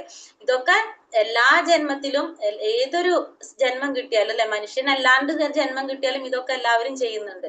പക്ഷെ എന്താണ് മനുഷ്യ ജന്മത്തിന്റെ പ്രത്യേകത എന്താണ്? ഭഗവാന്റെ നാമം ജപിച്ച് സാക്ഷാത്കാരം നേടാൻ നമുക്ക് ഏതിലൂടെ പറ്റുള്ളൂ? മനുഷ്യ ജന്മത്തിലൂടെ പറ്റുള്ളൂ. നമ്മളെ പരമമായ ധർമ്മം അല്ലെ, സവൈ പുംസ പരോധർമ്മ യഥോ ഭക്തി രഥോക്ഷജെ അഹേതുക്കി അപ്രതിഹത ഈ ആത്മാ സുപ്രസീതി ഭാഗവതത്തിൽ പറയുന്നത് അതാണ്. നമ്മളിപ്പോ നമ്മുടെ പരമമായ ധർമ്മം എന്താണ്? ഭഗവത് സേവനമാണ്. ഭക്തിയുത സേവനം ചെയ്ത് സാക്ഷാത്കാരം നേടാം. നമ്മുടെ ഈ ശരീരം കൊണ്ട് നമുക്ക് ആ ജീവാത്മാവിനോട് ചെയ്യാവുന്ന ഏറ്റവും വലിയൊരു കാര്യം എന്താണ്? അതിനെ സാക്ഷാത്കാരത്തിന് ഒരുക്കാന്നുള്ളത് അല്ലെ, അതിന് സാധിച്ചു കൊടുക്കാന്നുള്ളതാണ് നമുക്ക് ചെയ്യാൻ സാധിക്കുന്നത്. ഈ 80 ലക്ഷം ജീവാത്മാക്കളെ കൊണ്ട് നമുക്ക് സാധിച്ചില്ല, നമുക്കതില് ശരീരം കൊണ്ട് സാധിച്ചില്ല. പക്ഷെ മനുഷ്യ ശരീരം നമ്മൾ അതിനു വേണ്ടി ഉപയോഗപ്പെടുത്താൻ സാധിക്കും. അപ്പൊ ഒരു ആർക്കാണ് ഉത്തമാധികാരിക്ക് അറിയാനായിട്ട് സാധിക്കും, ആ ജന്മങ്ങളിൽ അത് ഉപയോഗപ്പെടുത്താത്തത് കൊണ്ടാണ് അതിനൊരു നായിയായിട്ട് ജന്മം എടുക്കേണ്ടി വന്നത്. ഉപയോഗപ്പെടുത്തിയ വ്യക്തിക്ക് ആരായിട്ട് ജന്മം എടുക്കാൻ സാധിക്കും? ഒരു ബ്രാഹ്മണനായിട്ട് ജന്മം എടുക്കാനായിട്ട് സാധിച്ചു എന്നുള്ളത് ആർക്കറിയാം? ആ ഉത്തമാധികാരിക്ക് അറിയാനായിട്ട് സാധിക്കും. അപ്പൊ അതുകൊണ്ട് തന്നെ എല്ലാറ്റിലും ഭഗവാന്റെ അംശം ഉണ്ടെന്നുള്ളത് അറിയുന്നത് കൊണ്ട് എല്ലാറ്റിനെയും ഒരേപോലെ കാണാൻ ആർക്ക് സാധിക്കും? ആ ഉത്തമാധികാരിക്ക് സാധിക്കും. ക്ലിയർ ആയല്ലോ അല്ലെ? അത്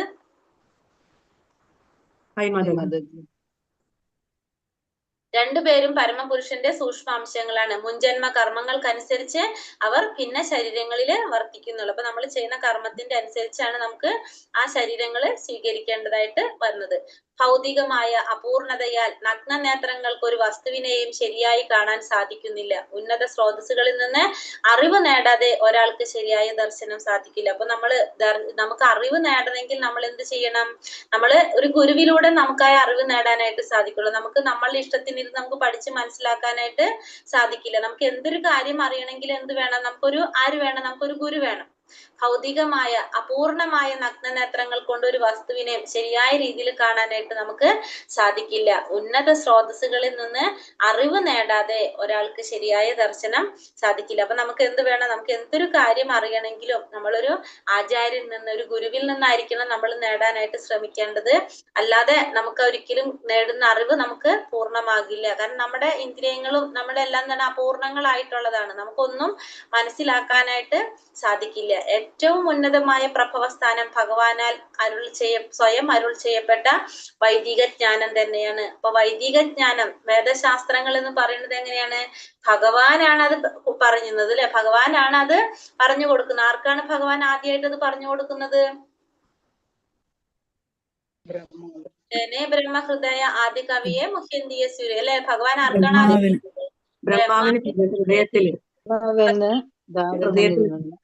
ഭഗവാൻ ബ്രഹ്മാവിന്റെ ഹൃദയത്തിലാണ് ആദ്യമായിട്ട് ഈ ജ്ഞാനം പറഞ്ഞു കൊടുക്കുന്നത്. അപ്പോ അതുകൊണ്ട് തന്നെ ഇത് ആരിൽ നിന്ന് വന്നതാണ്? ഈ ശാസ്ത്രങ്ങള് ഭഗവാനിൽ നിന്ന് സൃഷ്ടിയാണ്. നമ്മൾ പറയില്ലേ, മനുഷ്യരുടെ സൃഷ്ടിയല്ല, അത് ഭഗവാന്റെ സൃഷ്ടിയാണ്. അപ്പോ ആ വൈദിക ജ്ഞാനം തന്നെയാണ് ഏറ്റവും പ്രധാനപ്പെട്ട, ഏറ്റവും ശ്രേഷ്ഠമായിട്ടുള്ള അറിവ്. ആ വേദശാസ്ത്രങ്ങൾ തന്നെയാണ് അത്. കാരണം അത് മനുഷ്യരുടെ എല്ലാ സൃഷ്ടി ഭഗവാനിൽ നിന്ന് വന്നിരിക്കുന്നതാണ്. എല്ലാ വേദങ്ങളും ആരിൽ നിന്ന് വന്നതാണ്? ഭഗവാനിൽ നിന്നാണ് അല്ലെ. ഭഗവത്ഗീതയിൽ 15-ാമത്തെ അധ്യായത്തിൽ ഭഗവാൻ പറയുന്നുണ്ടത്. അപ്പൊ അതുകൊണ്ട് തന്നെ അതാണ് ഏറ്റവും പ്രധാനപ്പെട്ട, ഏറ്റവും ഉന്നതമായിട്ടുള്ള പ്രഭവസ്ഥാനം. അത് ഭഗവാനിൽ നിന്ന് അരുളി ചെയ്യപ്പെട്ട ശാസ്ത്രങ്ങളാണ്, വൈദിക ജ്ഞാനം തന്നെയാണ്. ഈ സത്യങ്ങള് പരമപുരുഷനിൽ നിന്ന് ആർക്ക് പറഞ്ഞു കൊടുത്തു? ബ്രഹ്മാവിന്. ബ്രഹ്മാവ് നാരദ മഹർഷിക്ക്, നാരദ മഹർഷിയിൽ നിന്ന് വ്യാസ മഹർഷി, അങ്ങനെ വ്യാസ മഹർഷിയിൽ നിന്ന് ശിഷ്യന്മാർക്ക്, ശിഷ്യ പരമ്പരയിലൂടെ നമുക്കൊക്കെ കിട്ടി വന്നത്. അപ്പൊ ഈ ഒരു പരമ്പരയിലൂടെ ആയിരിക്കണം നമ്മൾ എന്ത് ചെയ്യേണ്ടത്? ഈ ഒരു ജ്ഞാനം നേടേണ്ടത്. ഭഗവാൻ ആർക്ക് പറഞ്ഞു കൊടുത്തു? ബ്രഹ്മാവിന്. ബ്രഹ്മാവിൽ നിന്ന് നാരദ മഹർഷി, പിന്നെ വ്യാസ മഹർഷി. വ്യാസദേവനും ഭഗവാന്റെ തന്നെ അവതാരമാണ്. അങ്ങനെ ഈ ഗുരുശിഷ്യ പരമ്പരയിലൂടെ വന്നു ചേർന്ന ജ്ഞാനമാണ് നമ്മള് കേട്ട് നമ്മൾ മനസ്സിലാക്കി വരുന്നത്. അപ്പൊ അതുകൊണ്ട് തന്നെ നമ്മളത് എന്താണ്? ആധികാരികമായിട്ടുള്ള സ്രോതസ്സിൽ നിന്നായിരിക്കണം നമ്മളിത് മനസ്സിലാക്കേണ്ടത്. മാത്രമല്ല ഒരു ഗുരുവിൽ നിന്നായിരിക്കണം നമ്മളിത് നേടേണ്ടതെന്നും നമുക്ക് അറിയാൻ സാധിക്കണം. ഗുരുശിഷ്യ പരമ്പരയിലൂടെ വന്നു ചേർന്ന ഈ ഒരു ജ്ഞാനം അതേ രീതിയിൽ നമ്മൾ മനസ്സിലാക്കണം.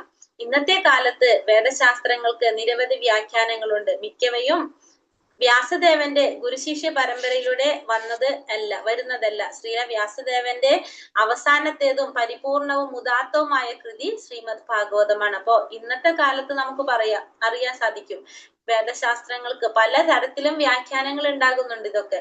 പക്ഷെ ഇതൊന്നും എന്തിൽ നിന്നും വന്നതല്ല, ആ ഗുരുശിഷ്യ പരമ്പരയിലൂടെ, വ്യാസദേവന്റെ ഗുരുശിഷ്യ പരമ്പരയിലൂടെ വരുന്നതല്ല ഇതൊന്നും. അപ്പൊ വ്യാസദേവന്റെ പൂർണ്ണമായിട്ടും ഉദാത്തമായിട്ടുള്ള ഏറ്റവും ശ്രേഷ്ഠമായിട്ടുള്ള ഗ്രന്ഥം ഏതാണ് പറയുന്നത്? ശ്രീമദ് ഭാഗവതം അല്ലെ, നമുക്ക് അറിയാവുന്നതാണത്. ഭാഗവതമാണ് ഏറ്റവും ശ്രേഷ്ഠമായിട്ടുള്ള ഗ്രന്ഥം പറയുന്നത് ശ്രീമദ് ഭാഗവതമാണ്. അപ്പൊ നമ്മളെപ്പോഴും ശ്രദ്ധിക്കേണ്ടത് അതാണ്. ഗുരുശിഷ്യ പരമ്പരയിലൂടെ ആയിരിക്കണം നമ്മൾ ഈ ജ്ഞാനം നേടാൻ ശ്രമിക്കേണ്ടത്.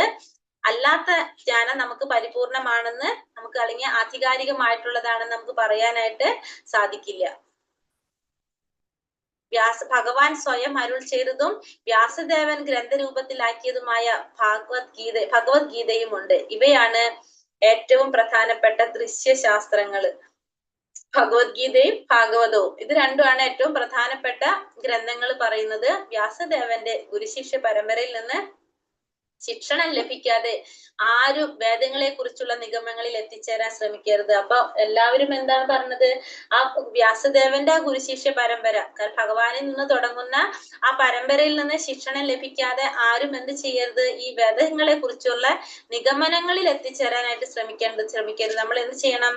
ആധികാരികമായിട്ട് തന്നെ നമ്മൾ മനസ്സിലാക്കിയിട്ട് വേണം നമ്മളത് പറഞ്ഞു കൊടുക്കാനായാലും നമ്മളത് മനസ്സിലാക്കാൻ വേണ്ടിയിട്ട്. നമ്മളത് അല്ലാതെ നമ്മൾ ഒരിക്കലും ആ ഓരോ നിഗമനങ്ങളിൽ എത്തിച്ചേരാനായിട്ട് ശ്രമിക്കാനായിട്ട് പാടില്ല. ഭഗവത്ഗീത 18:54 അനുസരിച്ച് 18:54 മുക്തന്റെ തലത്തിലെത്തി കഴിഞ്ഞാൽ കഴിഞ്ഞ ഒരാൾക്ക് മാത്രമേ ഉത്തമാധികാരിയായി തീരാനും എല്ലാ ജീവജാലങ്ങളെയും സ്വന്തം സഹോദരനായിട്ട് കാണാനും സാധിക്കുള്ളൂ. അപ്പൊ ആ ഒരു ലെവലിൽ എത്തിക്കഴിഞ്ഞാൽ 54ാമത്തെ ശ്ലോകത്തിൽ ഭഗവാൻ പറയുന്നുണ്ട്, ഒരു മുക്തന്റെ ലെവലിൽ എത്തിക്കഴിഞ്ഞാല് അങ്ങനെയുള്ള ഒരു വ്യക്തി, ഒരു ഉത്തമാധികാരിക്ക് മാത്രമാണ് എന്ത് ചെയ്യാൻ സാധിക്കുക? എല്ലാത്തിനെയും എന്ത് കാണാൻ സാധിക്കും? എല്ലാറ്റിലും ഭഗവാന്റെ അംശത്തെ കാണാനായിട്ട് സാധിക്കുന്നതും എല്ലാതും ഭഗവാന്റെ തന്നെ അംശമാണ് എല്ലാവരും. അപ്പൊ എന്താണ് നമുക്കറിയാല്ലേ, നമ്മുടെ പിതാവാണ് ഭഗവാൻ. അപ്പോ നമ്മുടെ സഹോദരങ്ങളാണ് എല്ലാവരും. അത് കാണാൻ സാധിക്കുന്നത് ആർക്ക് മാത്രാണ്? ഒരു ഉത്തമാധികാരിക്ക് മാത്രമാണ് അത് മനസ്സിലാക്കാനായിട്ട് സാധിക്കുന്നത്. എങ്ങനെ എത്തിക്കഴിഞ്ഞാല് ആ ഒരു തലത്തിലേക്ക് എത്തിക്കഴിയുമ്പോൾ ആ ഉത്തമാധികാരി ആകുന്നത് അപ്പോഴാണ് അല്ലെ. കനിഷ്ഠാധികാരിയായി പിന്നെ കുറെ ജ്ഞാനം നേടി ഭഗവാനെ കുറിച്ച് മനസ്സിലാക്കി ഉത്തമാധികാരിയായി അതിനുശേഷം നമ്മൾ എവിടേക്ക് എത്താണ്? മധ്യമാധികാരിയായി പിന്നെ ഉത്തമാധികാരിയാകാണ്. ഉത്തമാധികാരി എന്ന് പറഞ്ഞാൽ ഒരു ശുദ്ധ ഭക്തനായിരിക്കും, ഒരു ആചാര്യനായിരിക്കാം, അല്ലെങ്കിൽ ഒരു മഹാത്മാവായിരിക്കാം. അങ്ങനെയുള്ളവർക്കാണ് നമ്മൾ പറഞ്ഞല്ലേ പണ്ഡിത സമദർശിന ഭഗവത്ഗീതയിൽ പറയുന്നത്. അതായത് അങ്ങനെയുള്ള ഒരു വ്യക്തിക്കാണ് എല്ലാവരിലും ഭഗവാനെ ദർശിക്കാനായിട്ട് സാധിക്കുന്നത്, എല്ലാത്തിലും ഭഗവാന്റെ അംശം, എല്ലാവരും ഭഗവാന്റെ അംശമാണെന്ന് കാണാനായിട്ട് സാധിക്കുന്നതും, എല്ലാവരും നമ്മൾ ശത്രുക്കളെയും മിത്രങ്ങളെയും ഒക്കെ ഒരുപോലെ കാണാനായിട്ട് സാധിക്കും. മാനവും അപമാനവും ഒക്കെ ഒരുപോലെ എനിക്ക് കാണാൻ സാധിക്കുക. അങ്ങനെ എല്ലാ ജീവജാലങ്ങളെയും സ്വന്തം സഹോദരനായിട്ട് കാണാനും സാധിക്കുന്നത് ആർക്കാണ്? ഒരു ഉത്തമാധികാരിക്കാണ് അതിന് സാധിക്കുന്നത്. ഹരേ കൃഷ്ണ കൃഷ്ണ കൃഷ്ണ ഹരേ ഹരേ, ഹരേ രാമ രാമ രാമ ഹരേ ഹരേ. വഞ്ചാകൽപതരൂപേശ്ച കൃപാ സിന്ധോഭ്യവച പതിതാനാം പാവനേഭ്യോ വൈഷ്ണവേഭ്യോ നമോ നമഃ. അനന്തകോടി വൈഷ്ണവൃന്ദി കി ജയ്, ശ്രീല പ്രഭുപാദ കി ജയ്, ഗുരുദേവ് കി ജയ്, ജയ് ഗുരുപ്രമാനന്ദ ഹരി ഹരി ബോൾ. ഹരേ കൃഷ്ണ. അപ്പൊ ക്വസ്റ്റ്യൻസില് ആറാമത്തില് നമുക്ക് നോക്കാം. ആറാമത്തെ എന്താണ്? ഭഗവാന്റെ സമയം കൂടുതലായി അല്ലെ, എല്ലാവരും ബുദ്ധിമുട്ടായിരുന്നു. ഹരേ കൃഷ്ണ. ക്വസ്റ്റ്യൻസ് ഞാൻ വേഗം പറയട്ടെ, അല്ലെങ്കിൽ നിങ്ങളെ സമയം ഇനിയും പോകും. ഞാൻ പറയാം. ഒന്നാമത്തെ ആറാമത്തെ മന്ത്രത്തിൽ എന്താ പറയുന്നത്? ഭഗവാനുമായി ബന്ധപ്പെടുത്തി ചിന്തിക്കുക അല്ലെ, എല്ലാത്തിനെയും